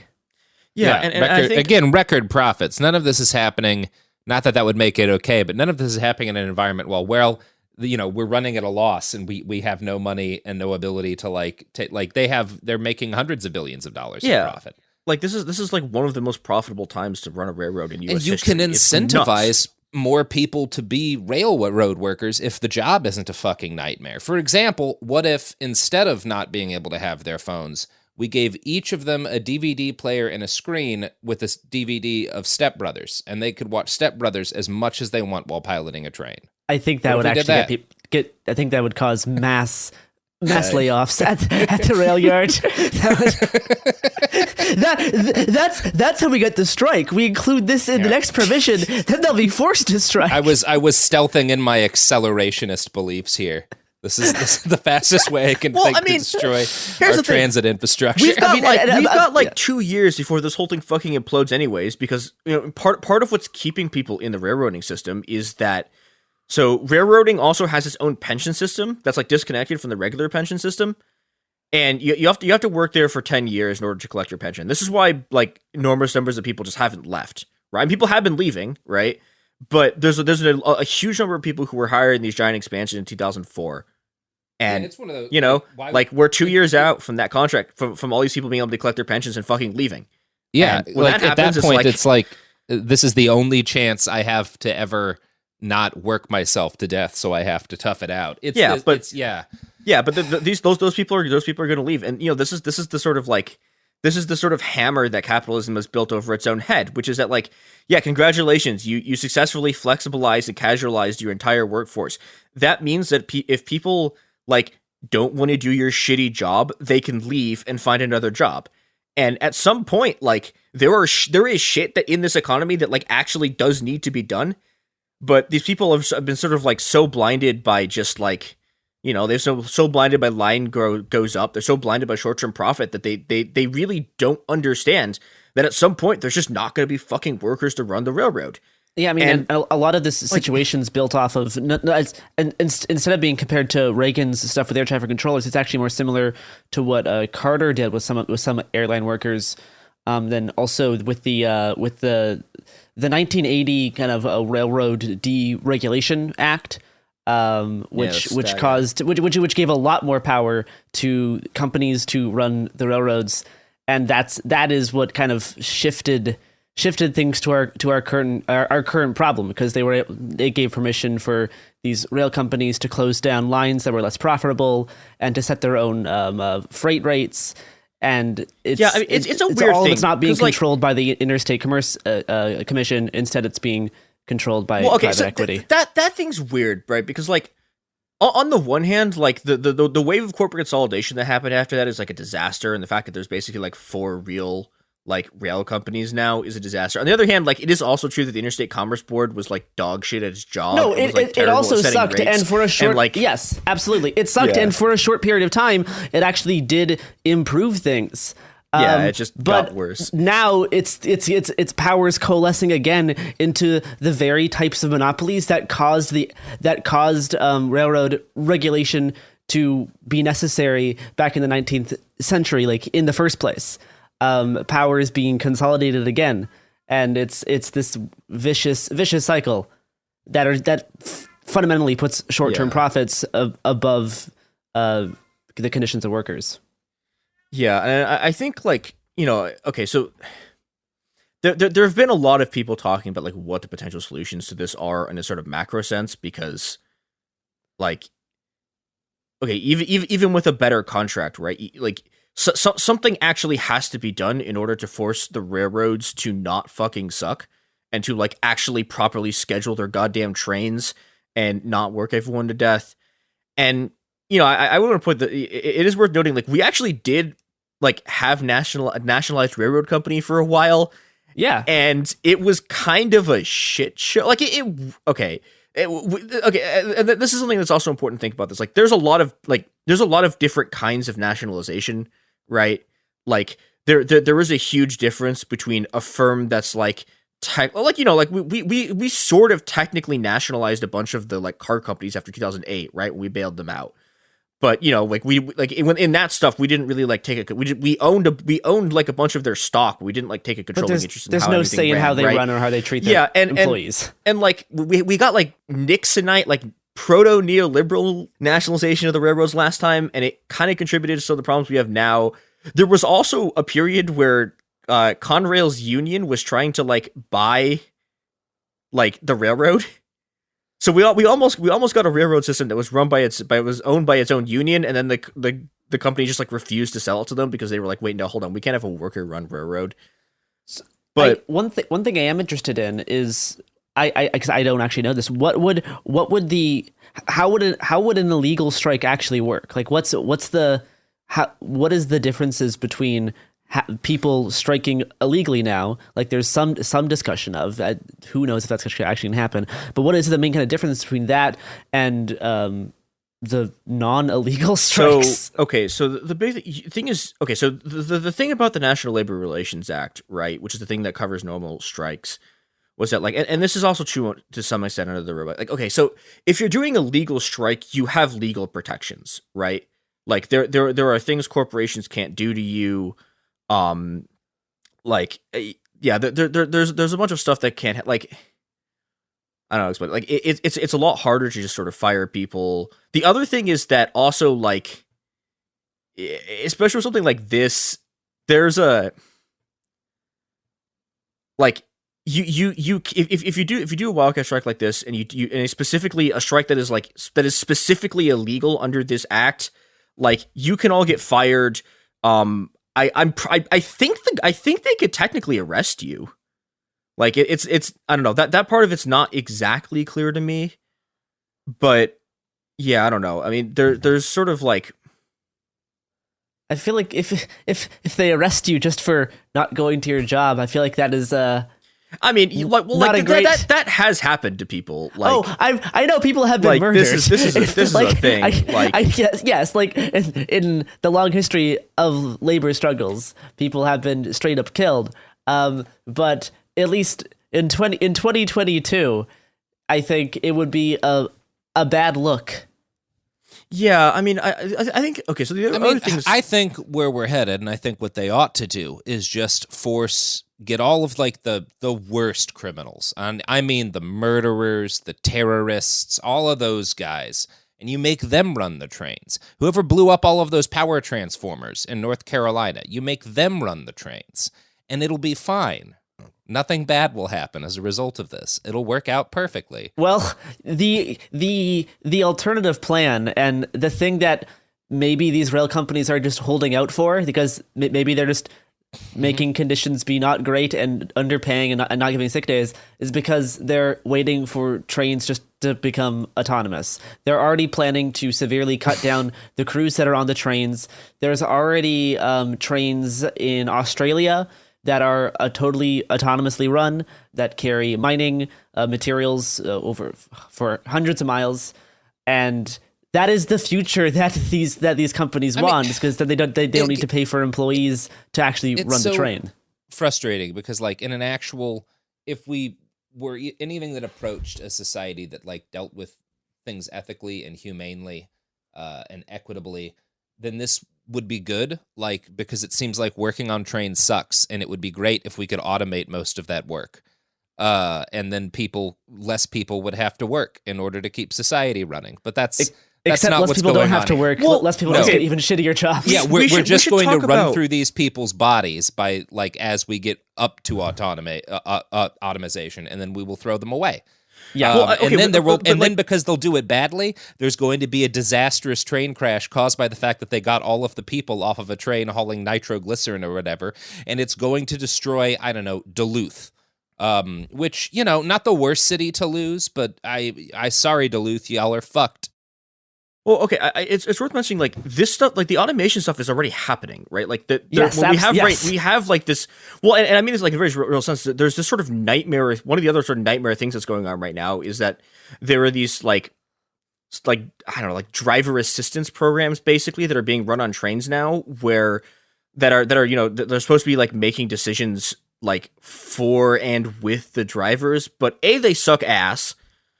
B, they're designed to basically maximize profitability, right? And the way you maximize profitability is by running trains really, really slowly. And, you know, that's contributing to the fact that every train is fucking late now and the freight system doesn't work. And the third problem is that these things keep fucking running trains off. Like, this is another reason why trains keep fucking crashing, is that they suck. Yes. They keep running trains off of tracks. And, like, you know, and like there's a lot of shit here, right? Because it's like, if you override the system, like, you can get disciplined for overriding the system. But then you have this sort of, like, you have this thing where it's like, okay, so do I get disciplined for overriding the system and not making the train crash, or do I just make the fucking train crash?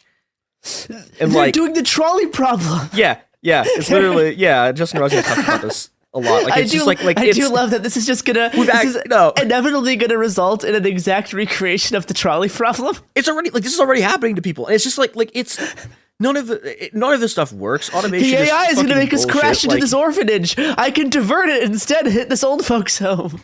It's like, it's literally happening. Like, it's just like none of the stuff. Like, okay, the thing that's, like, frustrating about this, right, is, okay, if any of the people at the sort of, like, at the level of where they're planning these trains could even sort of do their job, right? This isn't even a thing that's, like, an inevitable contradiction between capital and labor. Like, this is just, if any of these people could actually fucking schedule the railroads, which is the thing they're supposed to be trying to do, if they could actually schedule when the train was supposed to go and when it was supposed to leave, you wouldn't have these problems, because then all of the people who work there would also be told when the fucking train was leaving and they could schedule around it. But no, they can't fucking do it, because they're too fucking lazy, they're too fucking stupid, and they don't want to spend the money to actually make any of these systems fucking work.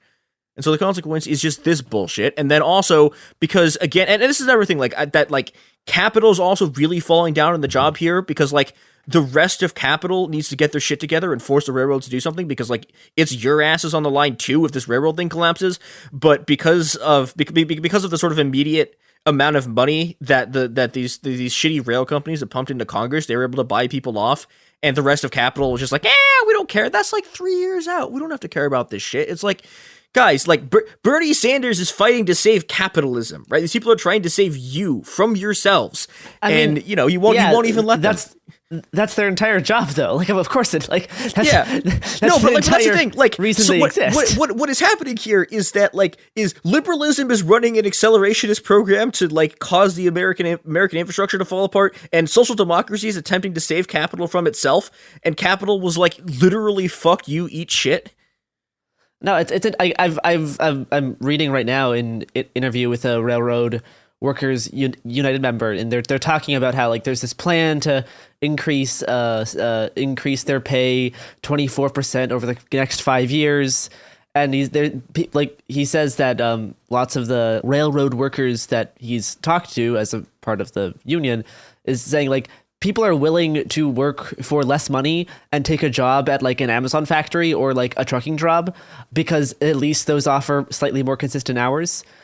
And like, yeah, like it's at least when you're not working, you're not working. Yeah, and I just wanted to mention that up because we were bringing up like how these people are getting not very good pay, which is true. But for a lot of people, it isn't even just a pay question. No, it's just overall working conditions. And like when you're thinking about moving to an Amazon factory instead because they have better working conditions, like, oh god. Yeah, it's like, I mean, they've managed to create like one of the worst systems that is imposed on like any worker in the country. Like it is genuinely stunning. And right now, again, they're getting bailed out by the fact that people are stuck in because they want their pensions. But like, as soon as those people are done and we start moving to more autonomous things, then it's not going to be worth it. I know media companies have spent decades trying to convince kids to work for trains with Thomas the Train, Chuggington. For decades and decades, we've tried to send train propaganda to these kids, and I don't think they're going to buy it. Yeah, did you guys know that in Thomas the Tank Engine, canonically World War II happened, and canonically all of the diesel engines sided with the Nazis? Well, that does it for us today. That is official Thomas the Tank Engine lore. Oh god. I wonder how many other Zoomers will sympathize with me on this. I recently found out that Thomas the Train wasn't just the uncanny train segments. They used to have live action actors in like little intercut scenes. Yeah. No, and it was fucked up. Because it was no good. By the time Thomas the Train was airing on television when I was a kid, all of those were re-edited. They had no live action segments at all. It was all the weird stop motion animation, which is still very uncanny with like the faces. But I had no idea until like a year ago that there was live action actors in the original editions of Thomas the Train. Completely oblivious. Well, I'm glad we could have this important union discussion. I am too. I'm gonna admit to you all right now. There was a moment earlier where, Chris, you kept saying that the owners of the railroads were blinded. And I very nearly went into a bit where I just started reading the lyrics to Bruce Springsteen's Blinded by the Light, but I didn't do it.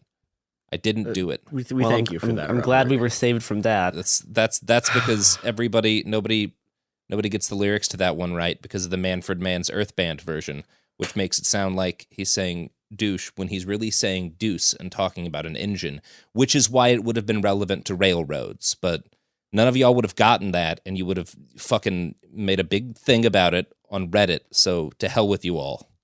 Anyway, support rail workers.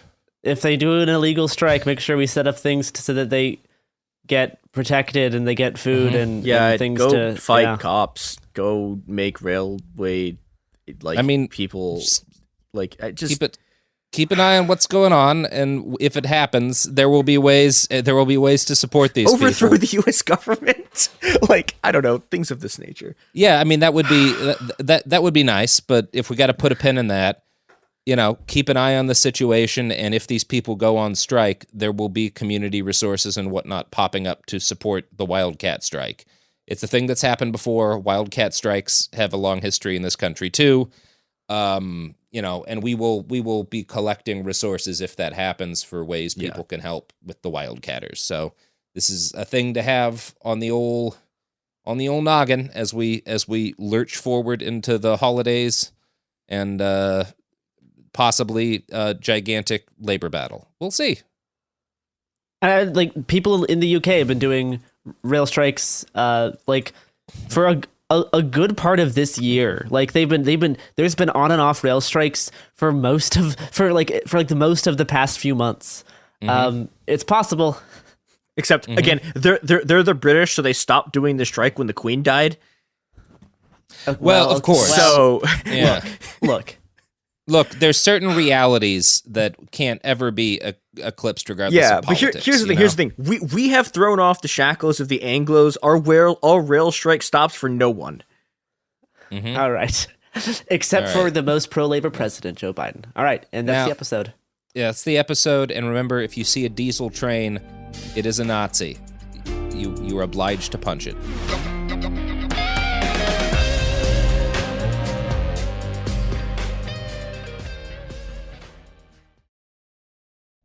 This is Radhi Devlukia from A Really Good Cry. I absolutely love getting outside, whether it's a quick walk or a mindful few steps between meetings, or even a longer run to just clear my head.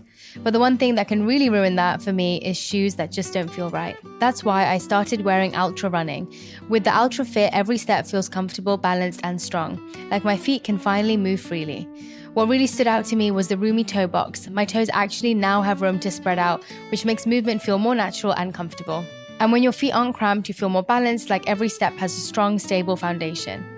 I've noticed that with extra space, my foot muscles get to work building strength, so I can actually move with more confidence. Ultra fits and moves with you no matter your pace or your goals. Beginner or marathon runner, they've really become my go-to for any kind of running or training, and I always feel like my feet can do exactly what they're meant to do. Feel the difference by visiting ultrarunning.com and use my code CRY10 for 10% off. That's ultra, ALTRA, running.com. Experience Ultra and stay out there. Support for the show comes from Public, the investing platform for those who take it seriously. On Public, you can build a multi-asset portfolio of stocks, bonds, options, crypto, and now generated assets, which allow you to turn any idea into an investable index with AI. It all starts with your prompt. From renewable energy companies with high free cash flow to semiconductor suppliers growing revenue over 20% year over year, you can literally type any prompt and put the AI to work. It screens thousands of stocks, builds a one-of-a-kind index, and lets you backtest it against the S&P 500. Then you can invest in a few clicks. Generated assets are like ETFs with infinite possibilities, completely customizable and based on your thesis, not someone else's. Go to public.com/podcast and earn an uncapped 1% bonus when you transfer your portfolio. That's public.com/podcast. Paid for by Public Investing. Brokerage services by Open to the Public Investing Inc. Member FINRA and SIPC. Advisory services by Public Advisors LLC, SEC registered advisor. Generated assets is an interactive analysis tool. Output is for informational purposes only and is not an investment recommendation or advice. Complete disclosures available at public.com/disclosures. Let's talk about modern home shopping. It's sort of become a fun side hobby, right? Scrolling listings at night, dreaming about kitchens you've never seen, or backyards you haven't even stepped foot in, all from the comfort of pretty much anywhere. Redfin knows a lot of people like you want to own, but are stuck in this browsing mode loop. That's where Redfin flips the script. With listings that update within minutes and tours you can book right from the Redfin app, you can see your dream home the moment it appears. Now, liking a listing is easy, but actually landing it, that's where Redfin comes in. Redfin has over 2,200 agents with local expertise. And Redfin agents close twice as many deals as other agents. That means they want to help you win, not just window shop. Redfin is built to help you go from just looking to wait, this could actually be home. So become the newest neighbor on the block. Visit redfin.com to start finding and start owning. That's redfin.com.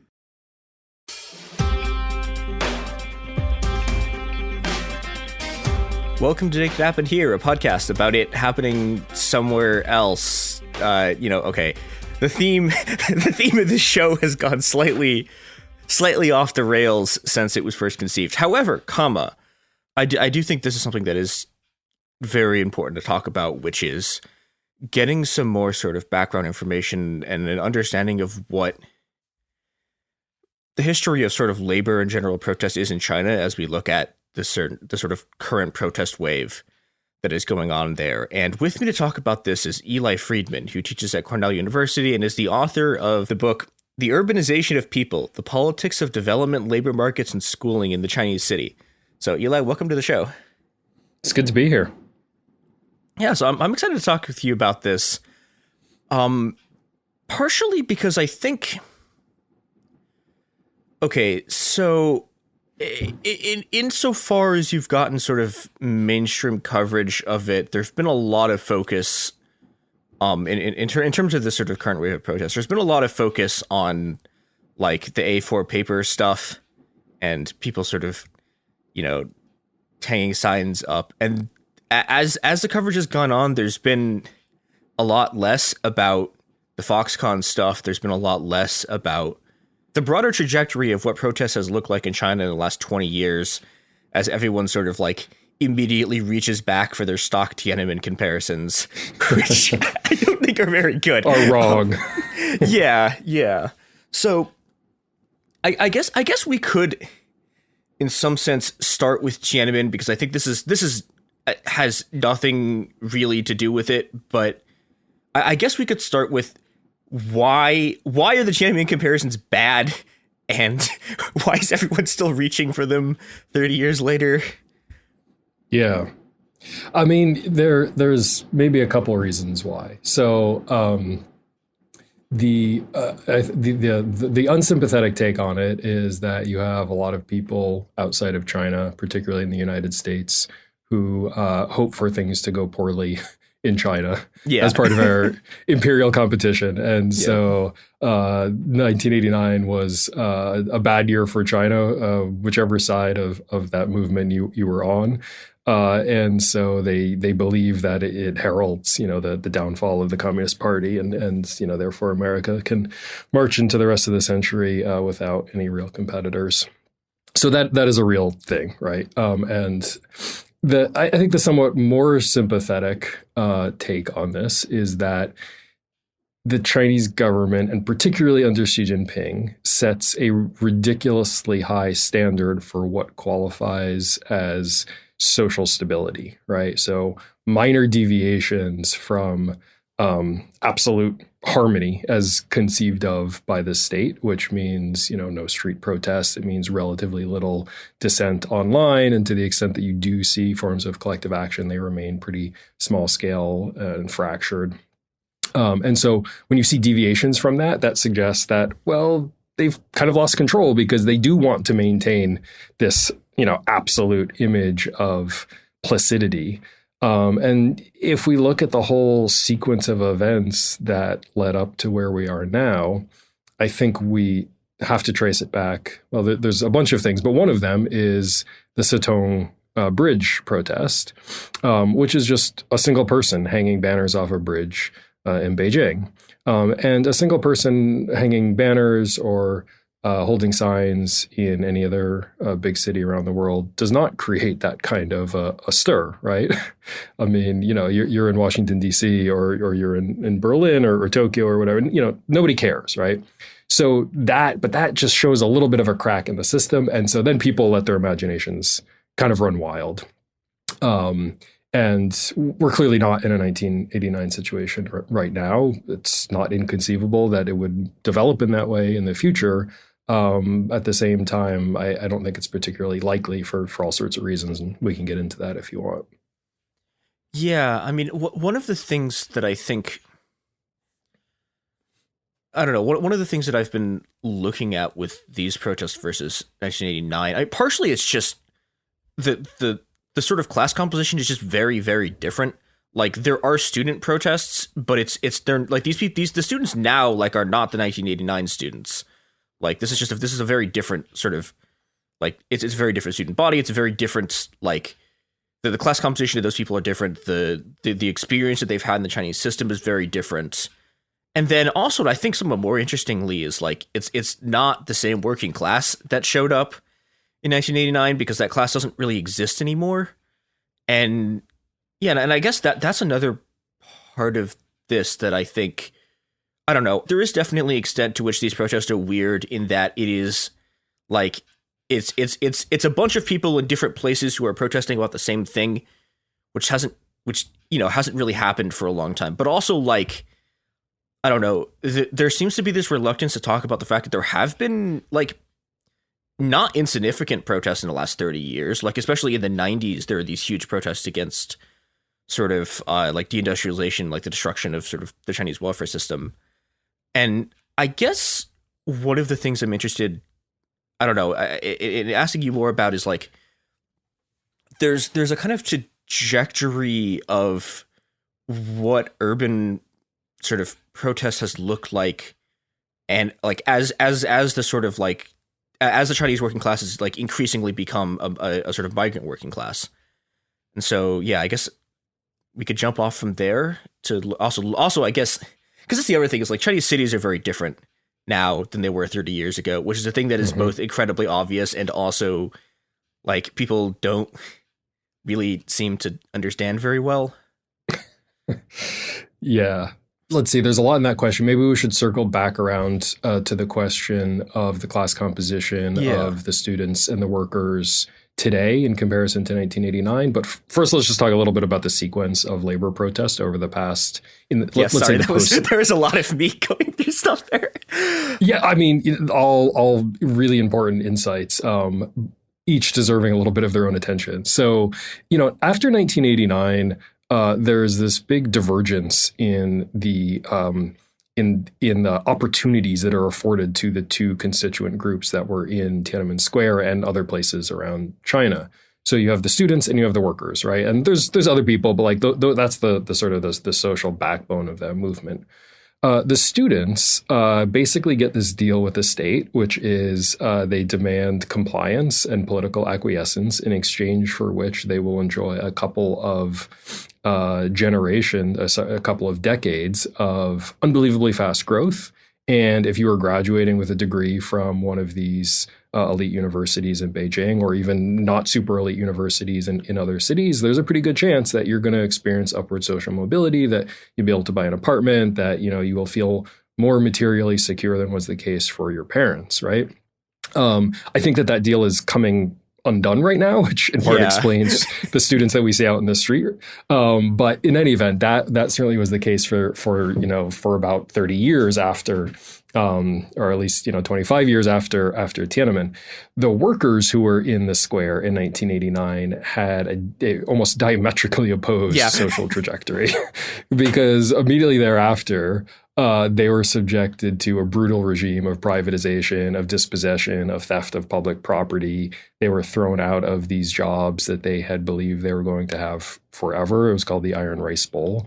One of the main architects of that was Jiang Zemin, who's just died.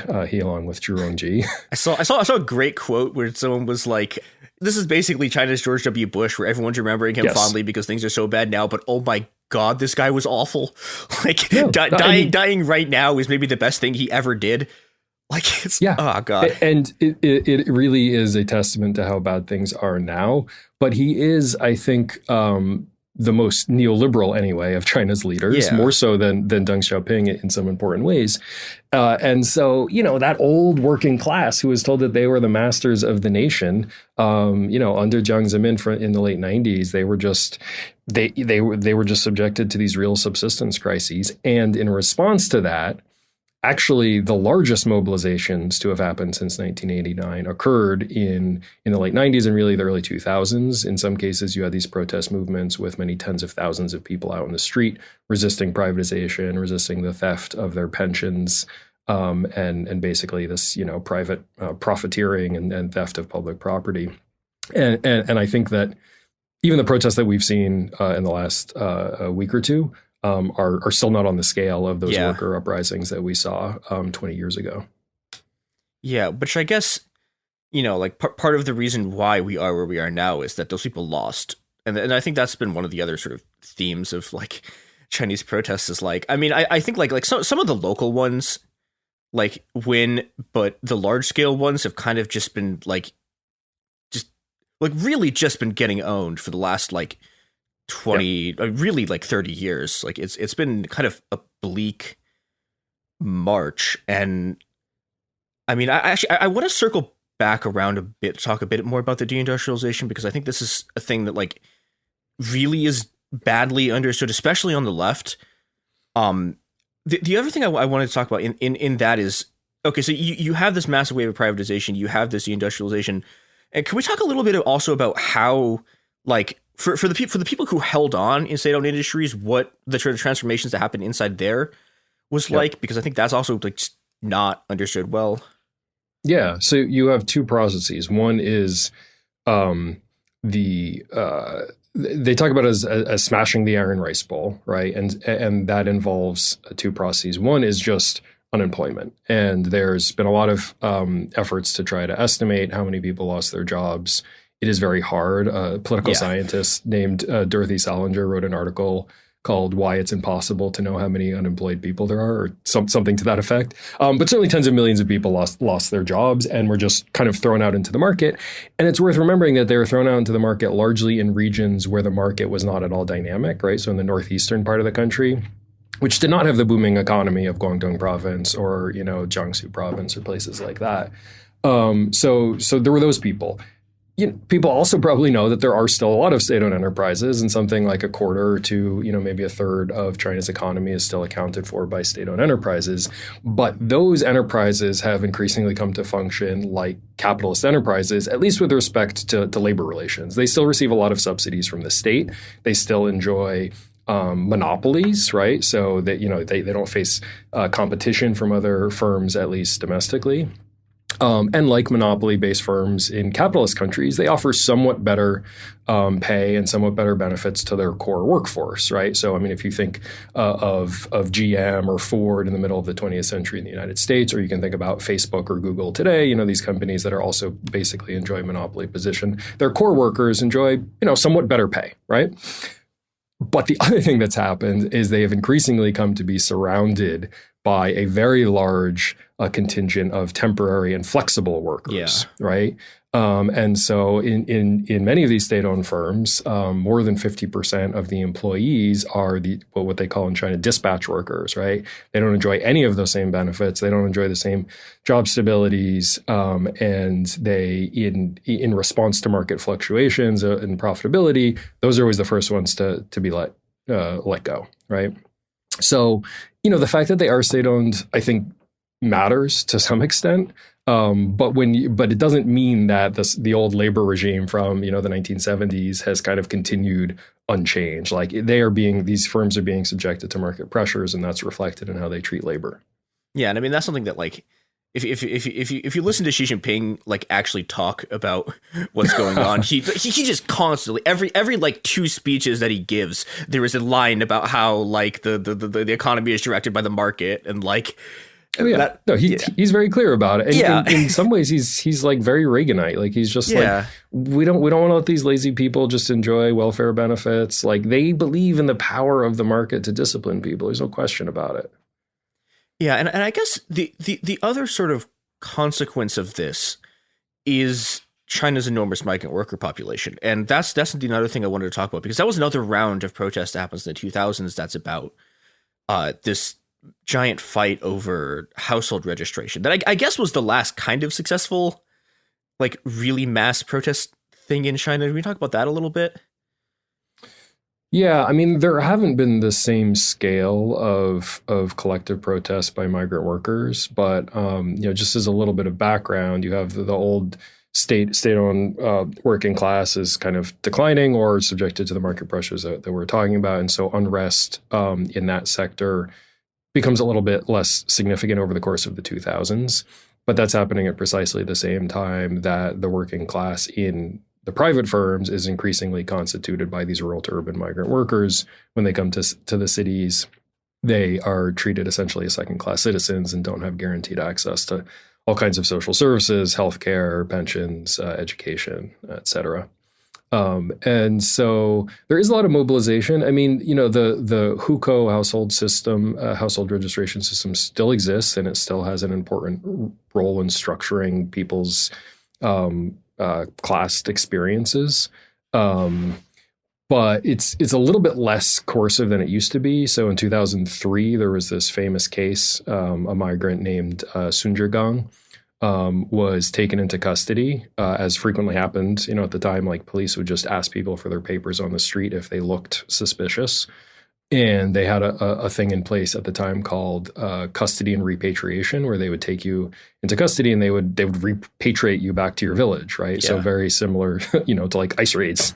Yeah, but against Chinese people. Yeah. Like they had, this is I think one of the things about like insofar as you can make comparisons between like the Chinese system and the Soviet system is like that's one of the few things that was, I think, kind of similar, is that you do have these very intense it's simultaneously you have these very intense like internal restrictions on migration, but also very similar to the US system. It's like the economy is based on everyone breaking these things. That's but right. Simultaneously it's illegal. Yeah. Right. Exactly. Like there's no illegal immigration to the United States, but the economy would obviously collapse without undocumented workers. And it's exactly the same in China. Like, they're like, we know that these people are here. We know that our economy, particularly in the coastal cities, is completely dependent on them. But we're still going to have cops ask you for your papers on the street. And if they don't like you, they can, round you up and send you home. In this particular case, back in 2003, the guy they got, it's like he was the quote unquote wrong guy because he was actually a university student, and they detained him and killed him. And so when this came out and they're like, oh, they killed a college student, like had they killed a normal migrant worker, that'd be one thing. But he's a college student. So that created a big fuss. And as a result, they actually got rid of detention and repatriation, which is good. And so migrant workers today, when they're on the streets in the big cities, are not likely to, just have cops randomly ask them to see their papers, but they're still subjected to all kinds of social discrimination and definitely, institutional discrimination. Yeah. So, okay, we're speaking of institutional discrimination, we're going to take an ad break and then we will come back and talk more about this. So enjoy some ads from companies who are probably benefiting from all of this. And we're back. So, okay, that's another thing that I do want to sort of, I guess, use this to push us forward a little bit, which is that, okay, this is obviously skipping a lot of riots in 2011, but one of the big things about the COVID restrictions that I don't think people understand has been how bad it's been affecting migrant workers and the extent to which, because one of the things about the household registration system is like, as best I can tell, this is the way a lot of resources in terms of like, here's how you're getting food have been being distributed. And if you're in a place that's not where your household registration is, it's like, well, okay, the state's not giving you your food. How are you going to deal with this stuff? They're not telling you. That's been a big thing that, like, I don't know. A lot of this has been me being upset with the media coverage of these protests because, like, people will just say COVID-0 and then not explain what the actual consequences of this are. So, I was wondering if we could talk about sort of specifically how the lockdowns, especially as lockdowns have gone on, have been affecting migrant workers, and then how that's okay. So we'll start there before I jump into a question with 700 parts. I mean, I do think it's really important to understand why people are opposed to zero COVID. And sometimes for people outside of China, they think back to the spring of 2020 when, in the United States, we had like libertarians with guns being like, in the lockdown, like we want our freedom. Like it is not that for all sorts of reasons. And the way to get at why it's different is to understand some of the class differences that zero COVID has entailed. And I should just say it's been pretty terrible for everybody, including rich people. And like, we can feel some sympathy for them too. But it's had some particularly nefarious consequences for migrant workers. This became really clear in the Shanghai lockdown. It's also worth noting that there are 300 million migrant workers in China, so this is not like a rounding error or anything. This is like half the population of Europe. Like that's how many people we're talking about here. It's absurd. It's almost an America-sized population of people who are not living where their household registration is. And so the basic thing is, as you were just sort of saying, that when there is a lockdown and you're a migrant worker, you kind of don't exist from the states, or you might exist, but like you might also be overlooked from the perspective of the state. So one very concrete way that this screwed people over was in these hard lockdowns, you're not allowed out of your house. and you're dependent on the neighborhood committee, which is connected to the state. It's kind of the lowest level of the state. You are dependent on them for the delivery of everything that you need to survive, right? Critically, food and medicine. Yeah, I want to back up and say something about this. Yeah. This is something very, very different than the American lockdowns, which is like, well, okay, it depends on a like it depends on like a province by province basis. Like I know my family was in Inner Mongolia. They like in Inner Mongolia, like the lockdown isn't like you don't go to work. The lockdown is you cannot leave your house. Like you can I think their lockdown, their first one was one person in their house once a week can leave to go get groceries. But it's like it's not like it's you like you physically cannot leave. You will be, if you attempt to leave, you will be prevented from doing so. And this means that you don't really have an independent way of like getting food or like going shopping or that's right. Yeah. Like getting, I don't know, like toilet paper, like.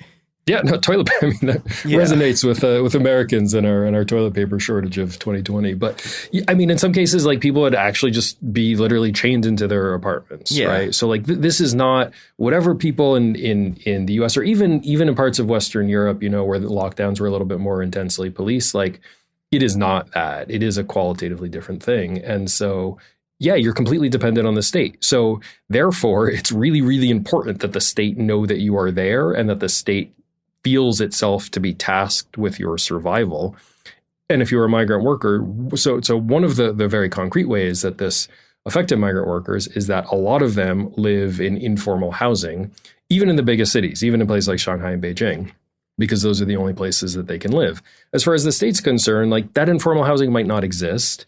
There are very, very frequently more people living in those dwellings than are sort of legally accounted for. So, you know, like there's 10 people living in an apartment that's supposed to be for, you know, a family of 3. And so they deliver 3 people's worth of food, but there's actually 10 people living there. That's a subsistence crisis, right? You know, the medical stuff is just astonishing and very harrowing. I mean, you know, just people just dying in their apartment because like they can't get insulin or all kinds of other things. I know people whose family died because they had cancer and they couldn't get treatment for it because it's a disaster. Yeah. So that's the situation. That's one of the problems for the migrant workers. And then in the very intense lockdowns, at least in Shanghai back in the spring of this year, you know, they also can't leave. So like one option would be like, okay, well, you go back to the place where you do have your household registration, you know, back in the village and you have a piece of land and like you can survive. They couldn't leave, right? There's no transportation. And so they were trapped in this situation where they couldn't work. The government wasn't, delivering them food, and they couldn't go to some other place where they could get food. And so, there's been a lot of attention to these recent protests, which are extremely important and qualitatively different. But even back in April 2020, we saw food riots. Like in Shanghai, a group of migrant workers just like requisitioned like a truck full of cabbage, and just started like tossing cabbages to people on the street because people were like literally starving. So, I mean, yeah, so it's a real problem for the migrant workers. And on that note, this has been It Could Happen Here. Join us tomorrow for part 2 of this episode, where we'll be talking more about lockdowns, some more problems with migrant workers, and this all going.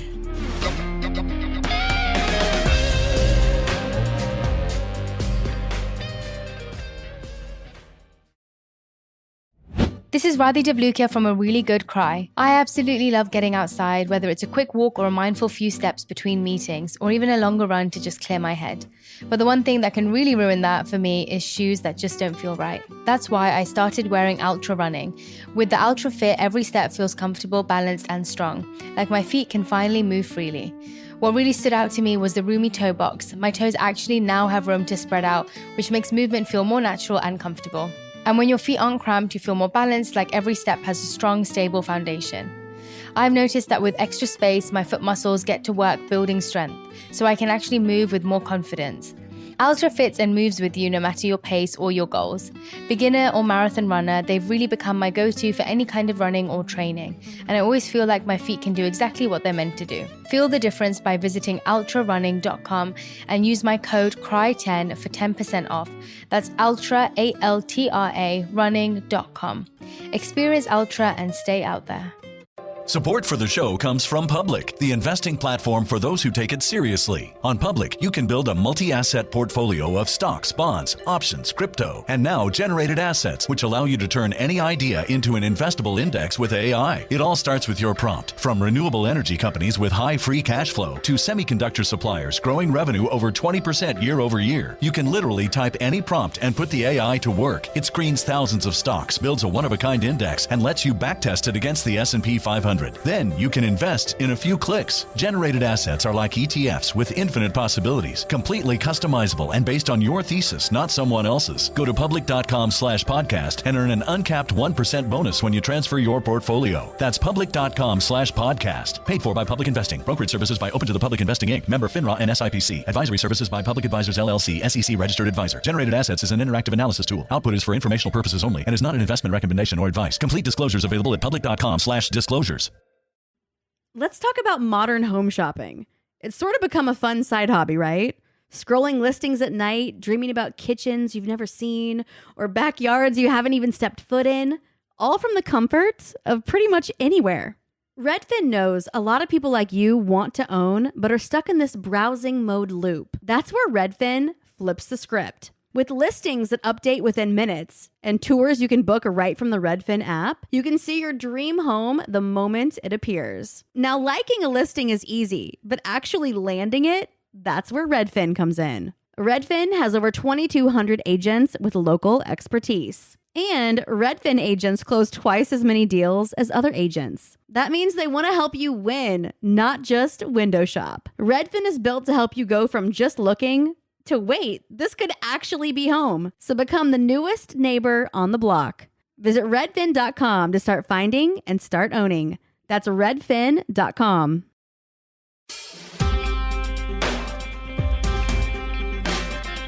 Welcome to It Could Happen Here, the podcast that you're listening to right now. It's your host, Christopher Wong, and we are back with part 2 of our interview with Eli Friedman about the recent protests in China. I want to go back and talk about lying flat and that whole kind of, I don't know, movement discourse that was happening last year, because it seems like the kind of, I don't know if nihilism is the right word, but this kind of like collective understanding that the whole sort of bargain of the Chinese social system of, you know, and this was to some extent extended to everyone, right? Like the bargain of the Chinese social system of everyone keep your head down, we'll all get rich together. It suddenly became clear that this just wasn't going to happen. And, you know, I mean, I think like in some sense it's possible to sort of like, you know, you can put on your sort of like hard materialist hat and you can like look at like the number of hammers banging out and you can just look at the sort of Chinese GDP graph over the last decade and be like, okay, well, so eventually like when it hit like 2%, eventually we were going to have protests. But yeah, I guess I wanted to talk a bit about like, yeah, what lying flat was. We covered this on the show a long time ago when it was happening, and then also sort of how that attitude shift was important or wasn't important. I don't know. Maybe it wasn't. I think it was, but yeah.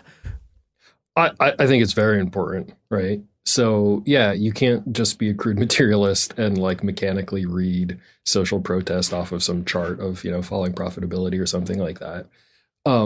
But it is a cultural expression of real fundamental changes in the organization of the Chinese economy. And, you know, we already talked about how the post-'89 generation was like, you go to college and like you come out and, you know, you'll be middle class, right? On average.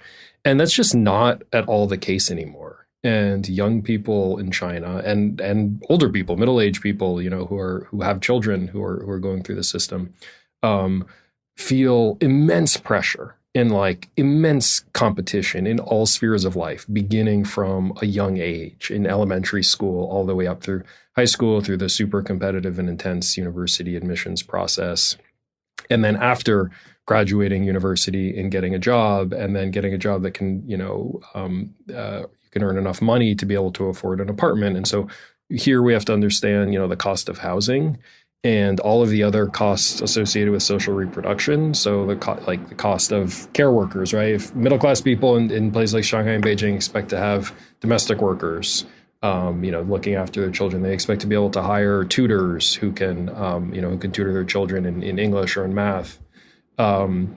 And so just people feel under unbelievable pressure. And this is in a situation that part of the reason that the pressure is really ramped up is that there are fewer good paying jobs. Youth unemployment now in China is around 20%. And so one of the responses to that is just forget about it. We're going to lie flat. We're going to reject all of this.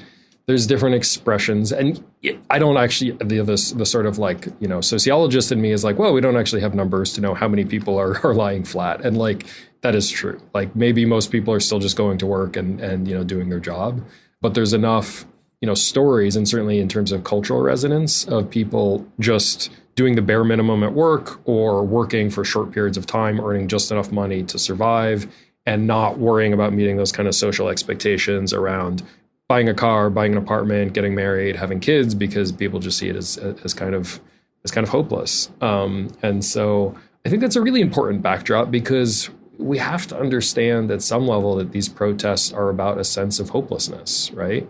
Be it economic opportunities, be it a political system where Xi Jinping is going to reign as long as he wants, or be it zero COVID, where, at any given moment, you're going to be locked inside your apartment and you're not going to be able to see your friends or do anything. So, so I think it's very relevant. Yeah. And I wanted, I guess, also this is something I talk about on this podcast a lot, but I want to drill into people's heads, like just the sheer amount that people in China are working, just like the number of hours, the number of days a week, the amount of effort that is being put in is like, it is a level of raw surplus value extraction that most places in the world haven't seen in like a quarter, like in like half a century. It is like, or even longer than that. Like it is a truly stunning, a truly stunning level of exploitation in terms of things like 996, in terms of the people who are working schedules that are way worse than that, who don't really ever get like talked about because they're not tech workers, or they're not people who have sort of like a platform Chinese society. Yeah. It's extremely normalized, I mean, like the 996 thing, which first of all, it is maybe worth mentioning that China legally has a 40-hour work week. You're only allowed to work 36 hours of overtime a month, right? So probably, not more than 49 or 50 hours a week. That's like the legal, the legal standard. Nobody even remotely pretends like that is a thing in any industry. There's legal debates about like whether it applies to professional white collar, salaried workers or not. But, when the 996 thing came out, and there was a pretty cool, I think, movement based mostly online among tech workers, it was great. It was very inspiring. And also every single blue collar worker in China was like, we've been wearing 996 for decades, and so it is very normal across these different kinds of stratum for sure. One of the cool things about 996 is people were revolting against it and saying like, this is an unacceptable way to live. And again, it comes back to this whole thing of like all of these feelings of, these enhanced pressures, right? Where it's just like, how do I live in this city? How do I find like decent housing? Like if I want to have like a social life, which is a thing that some people in their 20s want to have, like, how do I do that? It's impossible under those circumstances. Again, like you can't read these movements mechanically off of these structural changes, but like that is a thing that has been happening that is unresolved. It's not, at least for the blank paper protesters, the kind of the more elite students and stuff. They haven't specifically articulated their grievances as labor demands, but it's at least an important backdrop to what's happening today. Yeah, and I think I remember like. Oh, I think this was like mid 2019. I'm trying to remember when I saw this specific video, but there was a video from the Hong Kong protests that was like, in some ways it was like literally one of these classic like sort of Twitter things about like, what do you want to do after the revolution? And it was like, most of it was like, I want to start a bakery, like I want to work in a library. And it strikes me that there's these things that get subsumed under, when you see a pro-democracy movement, right? When you see, like the sort of, well, I guess that there's something interesting too here about the like day one of the protest. There were a lot of videos that were talking about Iran, and that kind of seemed to like the very early videos were about sort of solidarity with the protests in Urumqi, and then like it was like specifically tying that to Iran and then to sort of pro-democracy demands. And then later on you get the sort of like the Shanghai, like down with the party, down with Xi Jinping, like we want democracy and free speech stuff. But it strikes me that like a lot of the times when you see people making those demands, it's because they think that like, it's like there's a whole set of like things that they believe about the future and about what will happen in the future that are like not articulated in the demands. But if you talk about them, like if you talk to people about what they think is going to happen after that, there's this whole sort of like opening up of social stuff that they think will be the necessary results of like the end of the one party state. And it's like, and on one hand, like, I don't know, I had this debate a lot with like there's a specific kind of like Chinese international student you get in the US who like comes to the US and is like immediately like enormously enamored with the US system. It's sort of the mirror image of how we have a bunch of people who are like incredibly enamored with the Chinese state.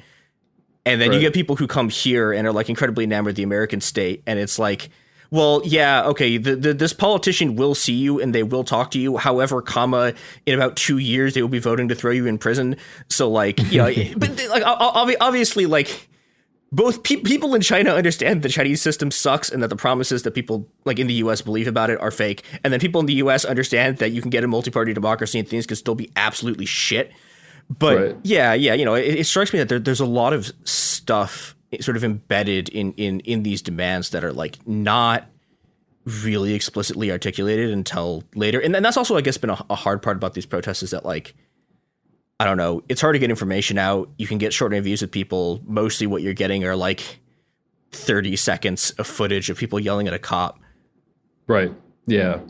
Yeah. I mean, there's a lot going on. Like if you have this tiny little opening and then instantly you have protests in like all of these cities all over the country, dozens of universities, protest among, working class migrants, like middle class people in Shanghai, like, all across the country, like that suggests that people have a variety of sets of grievances and they're kind of funneling them through this meta narrative around ending the lockdown, which is not to diminish the significance of the actual lockdowns, which are causing real human suffering. But there's definitely a lot going on. And, one of the big ones is what's happening in Xinjiang. Like we still don't really know how Uyghurs are feeling about all of this. The fact that like all the protests in the big eastern cities are about commemorating what happened in Urumqi in a fire that killed mostly, if not exclusively, Uyghurs. Like that deserves to be talked about.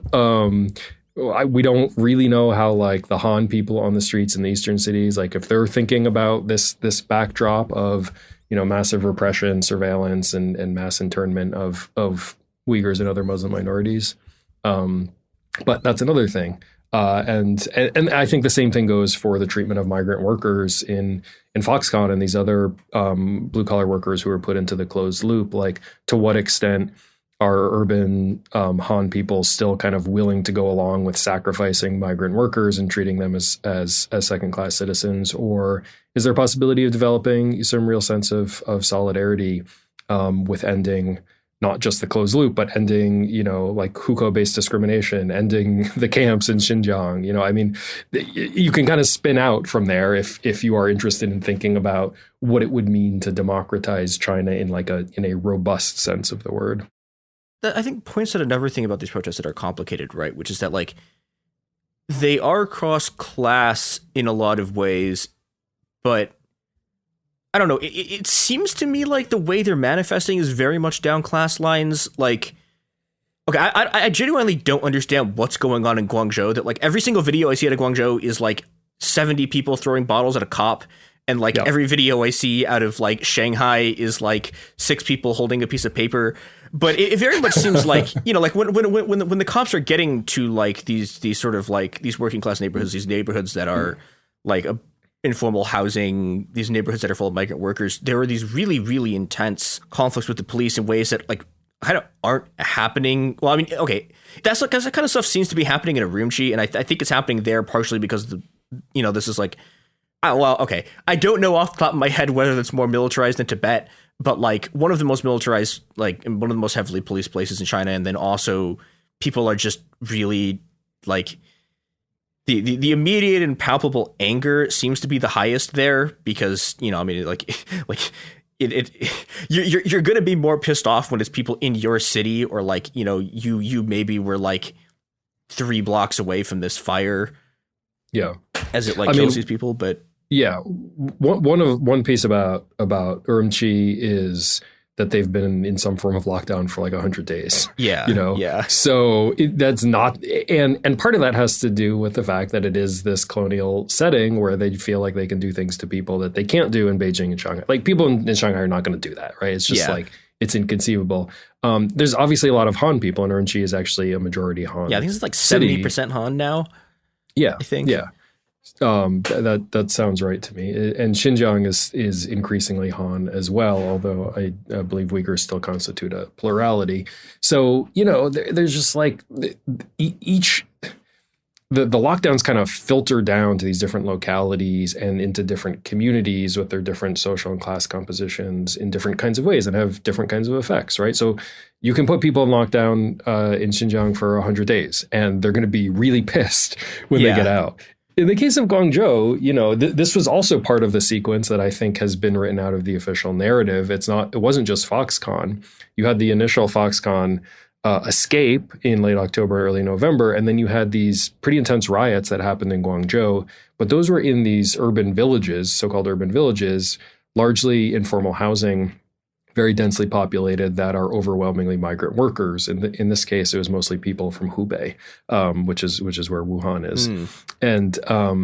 And so, just those migrant communities were put into lockdown in Guangzhou. So if you were over if you were over in Tianhe district, which is the sort of the newer, like fancier part of Guangzhou with lots of high rises, those places were not under lockdown. Jesus. And so they put the migrant communities, and I saw some like really not nice stuff, people just being like, oh yeah, the local Guangzhou people on the other side of the river are just like going about their life and they're okay with what's happening to the migrants. And the migrants were, as is the case in some of these earlier lockdowns, actually facing real subsistence crisis. Like they didn't have enough food to eat and they couldn't leave to try to get food. So that's why you saw these super intense riots, and that's why you see them confronting the police and screaming at them, throwing things at them. You see tear gas, all of these things. Yeah, I think that's the only place I've seen tear gas so far. Like maybe in Urumqi, yeah. There may have been a video. I don't remember specifically about Urumqi, but definitely like Guangzhou is the only place I've seen that level of repression. Yeah. Yeah, no, it was. I mean, the Zhengzhou Foxconn was probably the most violent and the largest scale. Yeah. But it was a little bit different. In Guangzhou, it's kind of like smaller streets. They're fighting, street by street. So, so they have a different experience of it. People in Shanghai, again, not to minimize their demands, and I think it's important for people to find points of commonality against this policy. But it's not like that if you're a middle class person, Han person in Shanghai, which is, again, not to minimize the very real difficulties that those folks have been facing as well. Something this kind of, I think there's like another group of people who we should probably talk about a little bit, which is like this sort of downwardly mobile class of business owners who've been kind of just getting annihilated by the lockdowns. And that happened in the US too, although the Chinese version of it seems they're like less marginally less absolutely psychotic. Like they haven't tried they haven't tried to like kidnap a governor yet. Like they're not as fascist as their American counterparts. Fewer guns for sure. Yeah. But it seems like there's a kind of interesting, I don't know, there's a class dynamic that kind of reminds me of Occupy, in that you have this sort of like kind of tenuous alliance between like some parts of the working class, these elite students, and like this downwardly mobile middle class. But it strikes me that I mean, the sort of defining thing about occupying, I think like the defining thing about the whole sort of 2011, 2013 wave of protests was that like it was really, really easy to get people together into a physical space. And when you were in that single physical space, it was like, it's not like class disappeared, but it was like, it was a way in which sort of like classes were mixing, and you could form this new kind of like identity based around like what you're doing in this place. And it doesn't really seem like that's possible here. It really seems like, I don't know, like there's these huge, like, this is a protest that is like happening in a lot of different places at the same time, but it's like, it doesn't. They're segmented. Yeah, they're segmented. Yeah. They don't really have a sort of like cohesive social identity that in a way that you could get out of a bunch of people being in the same place. Yeah, no, I think that's right. I mean, they're spatially segmented. Someone pointed out on Twitter, I can't remember who, but they're drawing comparisons to the 1989 protests and the kind of the physical arrangements where people were living. And so particularly given, the online censorship, like that's been really important. So you have these worker dormitories in Foxconn, like you can organize by actually talking to people, or student dormitories, right? And then you have much smaller protests among the middle class people who are able to circulate things online. And so the consequence of that is they are pretty segmented. And I think, everyone has their own grievance with zero COVID. Yeah. But those grievances are actually pretty different, right? So the Foxconn workers don't like the closed loop management system where they can't leave, where they're subjected to unsafe conditions, et cetera. The petty bourgeoisie, like they don't like the fact that there's no foot traffic, coming into their shops, right? And I don't know if you saw the video of the guy like kicking down the wall with a soup ladle in his hand. Yeah, I was thinking about that specifically. Yeah, I mean, it was very theatrical and dramatic and a great video. In terms of like the class position, you can see how it can kind of capsize into fash pretty quickly.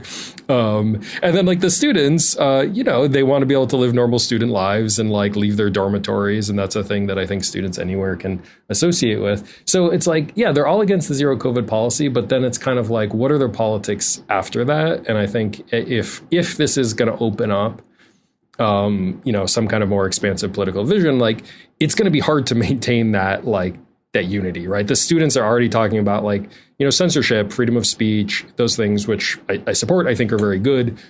You're probably not going to get the petty bourgeoisie to like risk arrest and violence with the cops, over like holding up a blank white piece of paper. Yeah. And the migrant workers have another whole set of things, around like basic like health infrastructure, like, can they get access to decent healthcare in the places where they're living?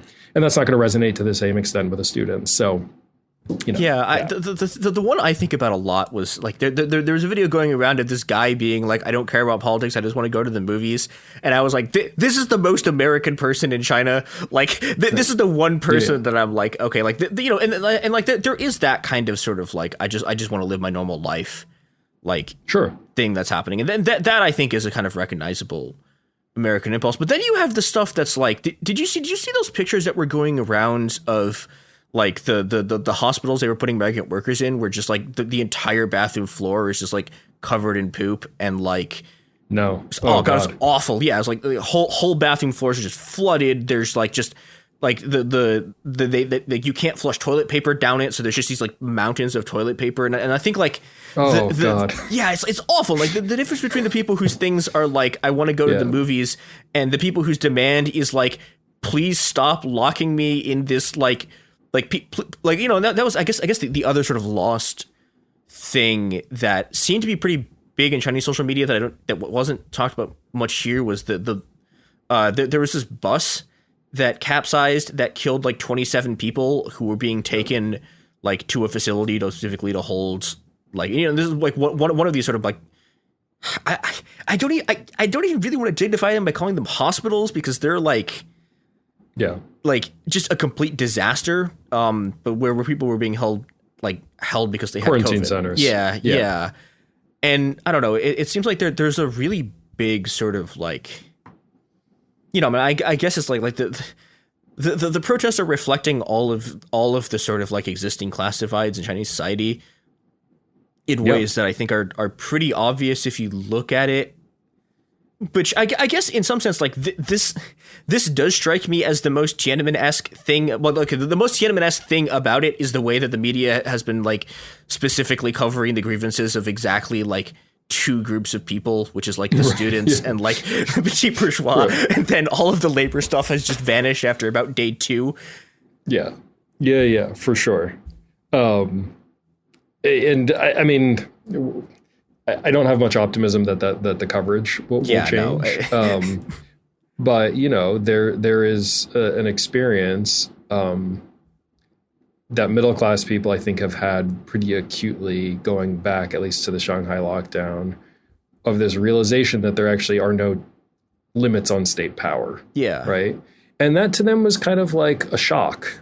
You know, they're like, oh, like I thought I was just going to be able to go about my life, like as long as I didn't, you know, demand to be able to vote for the president, like I can have a job, I can, you know, go eat hot pot or, you know, get whatever kind of delicious food I want living in these big cities. I can travel internationally.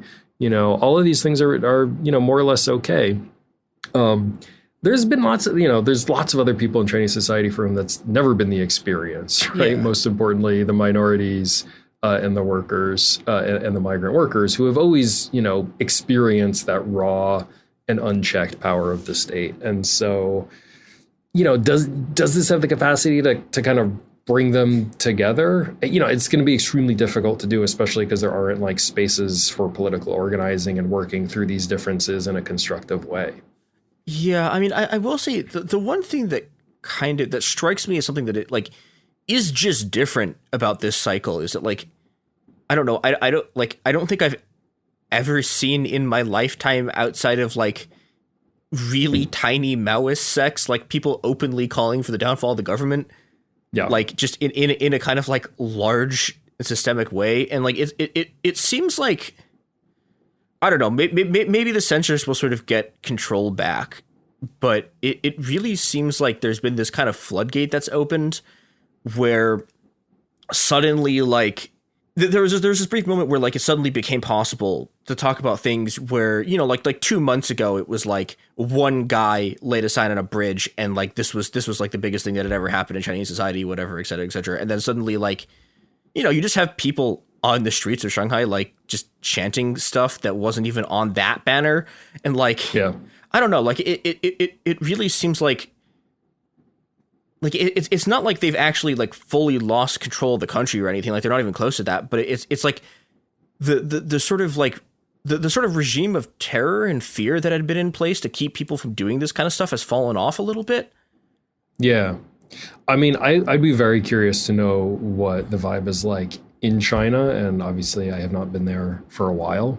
But like, and this is wildly speculative. And if you have any Chinese listeners who want to correct me, I would be glad to have some more information about this. But my feeling from afar is that, you know, like Xi Jinping is just like, you can't say anything about him. And that even in like private spaces, you know, people just like don't feel like the ability to kind of imagine something different. And like that has been changed. Like, I don't think we're going to see a lot more people on the streets chanting down with Xi Jinping, down with the Communist Party. Like that's, you know, it's a risky thing to do. But I do think that like now at least people know that there's other people in the country that are thinking the same things that they're thinking. And then at least within, you know, like, you know, face-to-face interactions that people might be a little bit more willing to kind of say like, oh, like these protests happened. That was pretty crazy. Like, let's talk about that. And so that to me is optimistic. And I do hope that more of this organizing can take place, you know, offline, because I think that's the only safe way to do it. Yeah. So yeah, I think something has changed significantly, and you see it here. You know, I mean, I've been teaching Chinese students for 10 years. There's no question that people are interested in talking about things now in a more open way than was the case a couple of years ago. And like here at Cornell, we had a little vigil for Urumqi as well, and people were chanting, you know, down with Xi Jinping, which is kind of like, okay, you're in Ithaca, New York, like it's not dangerous. Well, yeah, I think students feel it to be dangerous, and definitely a month or two ago would have felt it to be quite dangerous. So yeah, and I guess we probably shouldn't like completely downplay the fact that like the CCP has international networks in a way that's for sure like the way it tends to get covered in the press is very sort of like this kind of like right-wing fear-mongering, but it's like, no, these people do exist, and like, yeah, like it is possible for you to like tweet something while you're in the US and then like someone in China finds out about it and things start to go very badly for you very quickly. And that's for sure. Like that's a real danger that.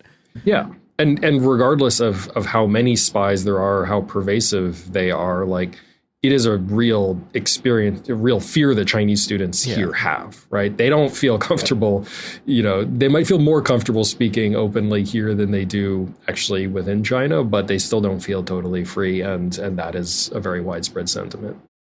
I guess sort of in closing, I don't know, I don't think anyone can really have much of an analysis that's better than them guessing about what's going to happen next, because this already was something that like 2 weeks ago, like if you'd ask anyone in China or outside of China who wasn't like, I don't know, like in the Falun Gong or something, whether there were suddenly going to be large scale like protests in China, everyone would have been like, are you nuts?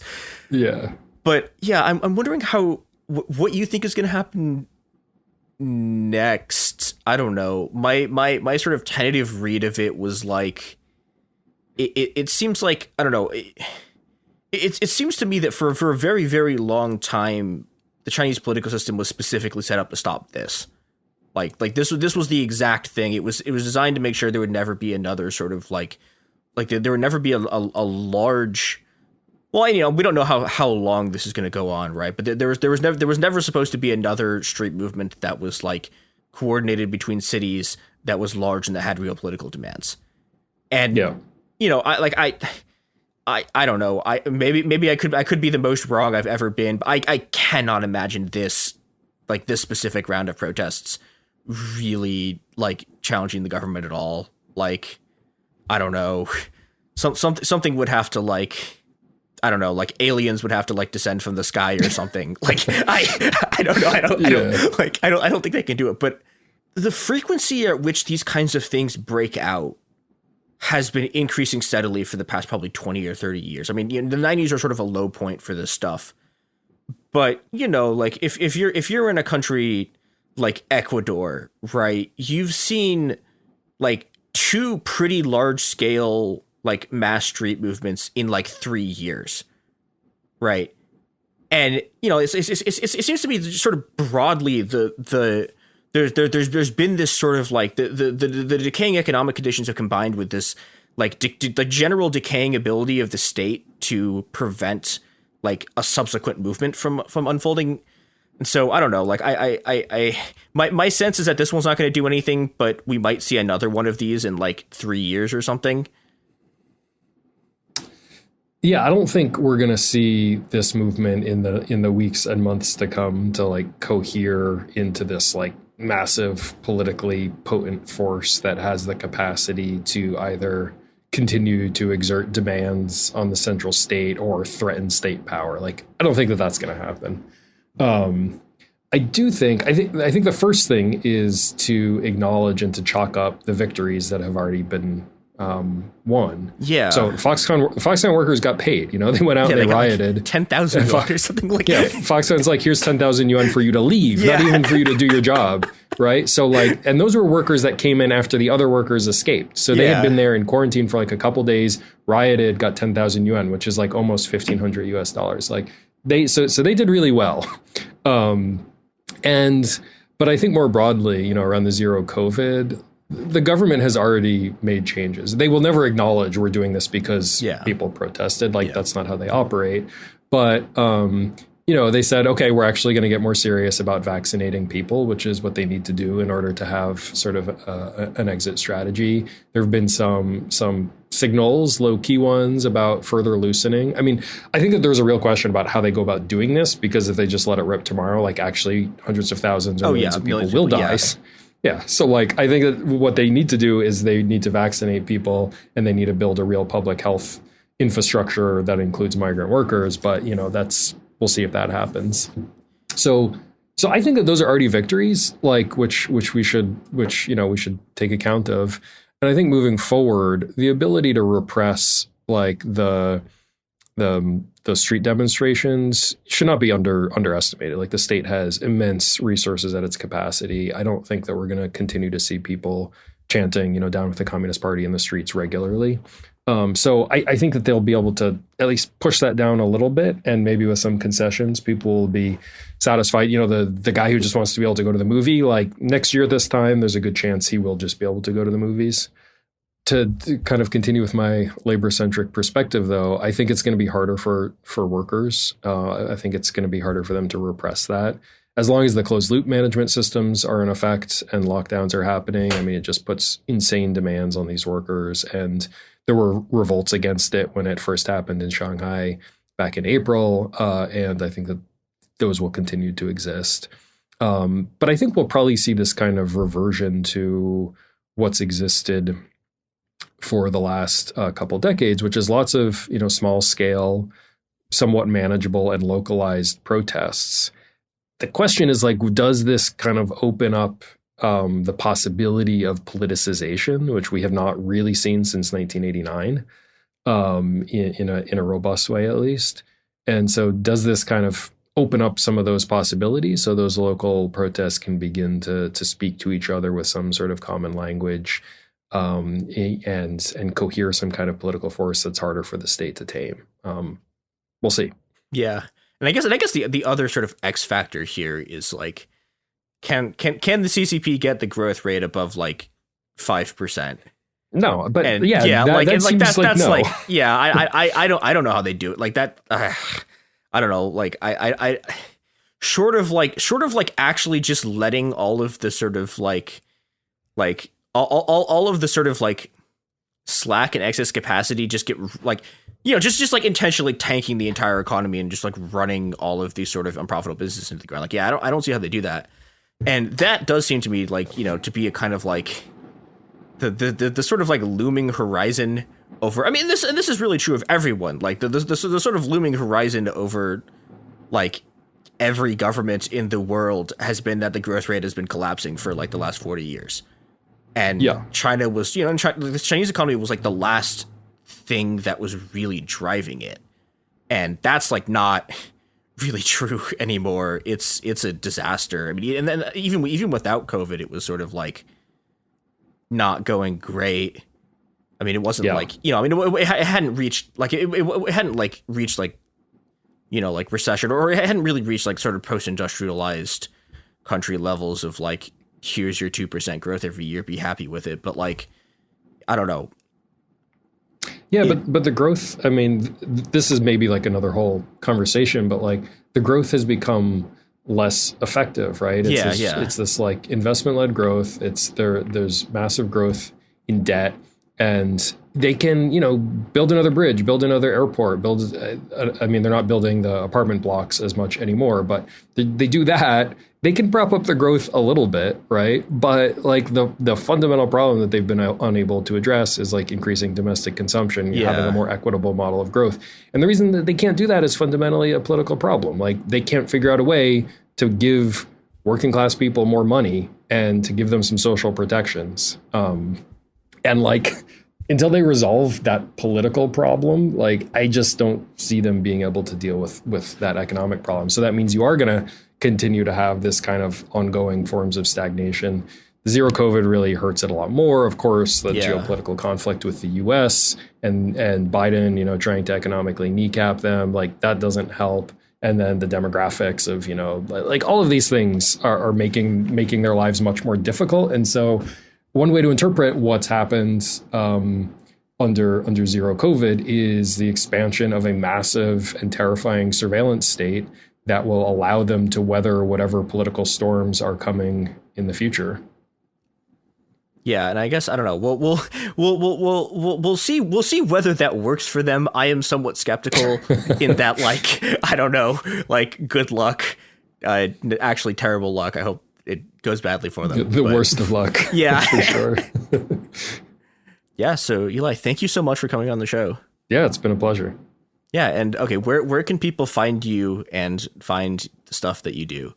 Well, I'm on Twitter, as long as it's still there, Eli D. Friedman. And I'm on the internet. It's I don't know, that's the main place. Come if you're in Ithaca, come on by. All right. This has been It Could Happen Here. Drag every government into perpetual and terminal crisis until it stops existing. Hey, we'll be back Monday with more episodes every week from now until the heat death of the universe. It Could Happen Here is a production of Cool Zone Media. For more podcasts from Cool Zone Media, visit our website, coolzonemedia.com, or check us out on the iHeartRadio app, Apple Podcasts, or wherever you listen to podcasts. You can find sources for It Could Happen Here updated monthly at coolzonemedia.com/sources. Thanks for listening. This is Radhi Devlukia from A Really Good Cry. I absolutely love getting outside, whether it's a quick walk or a mindful few steps between meetings, or even a longer run to just clear my head. But the one thing that can really ruin that for me is shoes that just don't feel right. That's why I started wearing Ultra Running. With the Ultra Fit, every step feels comfortable, balanced, and strong, like my feet can finally move freely. What really stood out to me was the roomy toe box. My toes actually now have room to spread out, which makes movement feel more natural and comfortable. And when your feet aren't cramped, you feel more balanced, like every step has a strong, stable foundation. I've noticed that with extra space, my foot muscles get to work building strength, so I can actually move with more confidence. Ultra fits and moves with you no matter your pace or your goals. Beginner or marathon runner, they've really become my go-to for any kind of running or training, and I always feel like my feet can do exactly what they're meant to do. Feel the difference by visiting ultrarunning.com and use my code CRY10 for 10% off. That's ultra, ALTRA, running.com. Experience Ultra and stay out there. Kids, pets, life, your sofa sees it all. But with a washable sofa, stains don't stand a chance. All of our sofa collections come with fully machine washable covers and cushions, making cleanup effortless. Liquid and stain-resistant fabrics provide extra protection against everyday messes. Plus, with modular designs, you can rearrange your sofa however you like. Perfect for growing families and changing spaces. Starting at just $699, it's time to upgrade to a stress-free, mess-proof sofa. Visit washablesofas.com today and save. Offers are subject to change and certain restrictions may apply. Flag football is exploding, and iFlag is leading the way. As the Guinness World Record holder, iFlag hosts premier flag football tournaments nationwide for boys, girls, high school girls, and adults. From first-time players to elite competitors, iFlag delivers top-level competition, unforgettable experiences, and a community built around the game.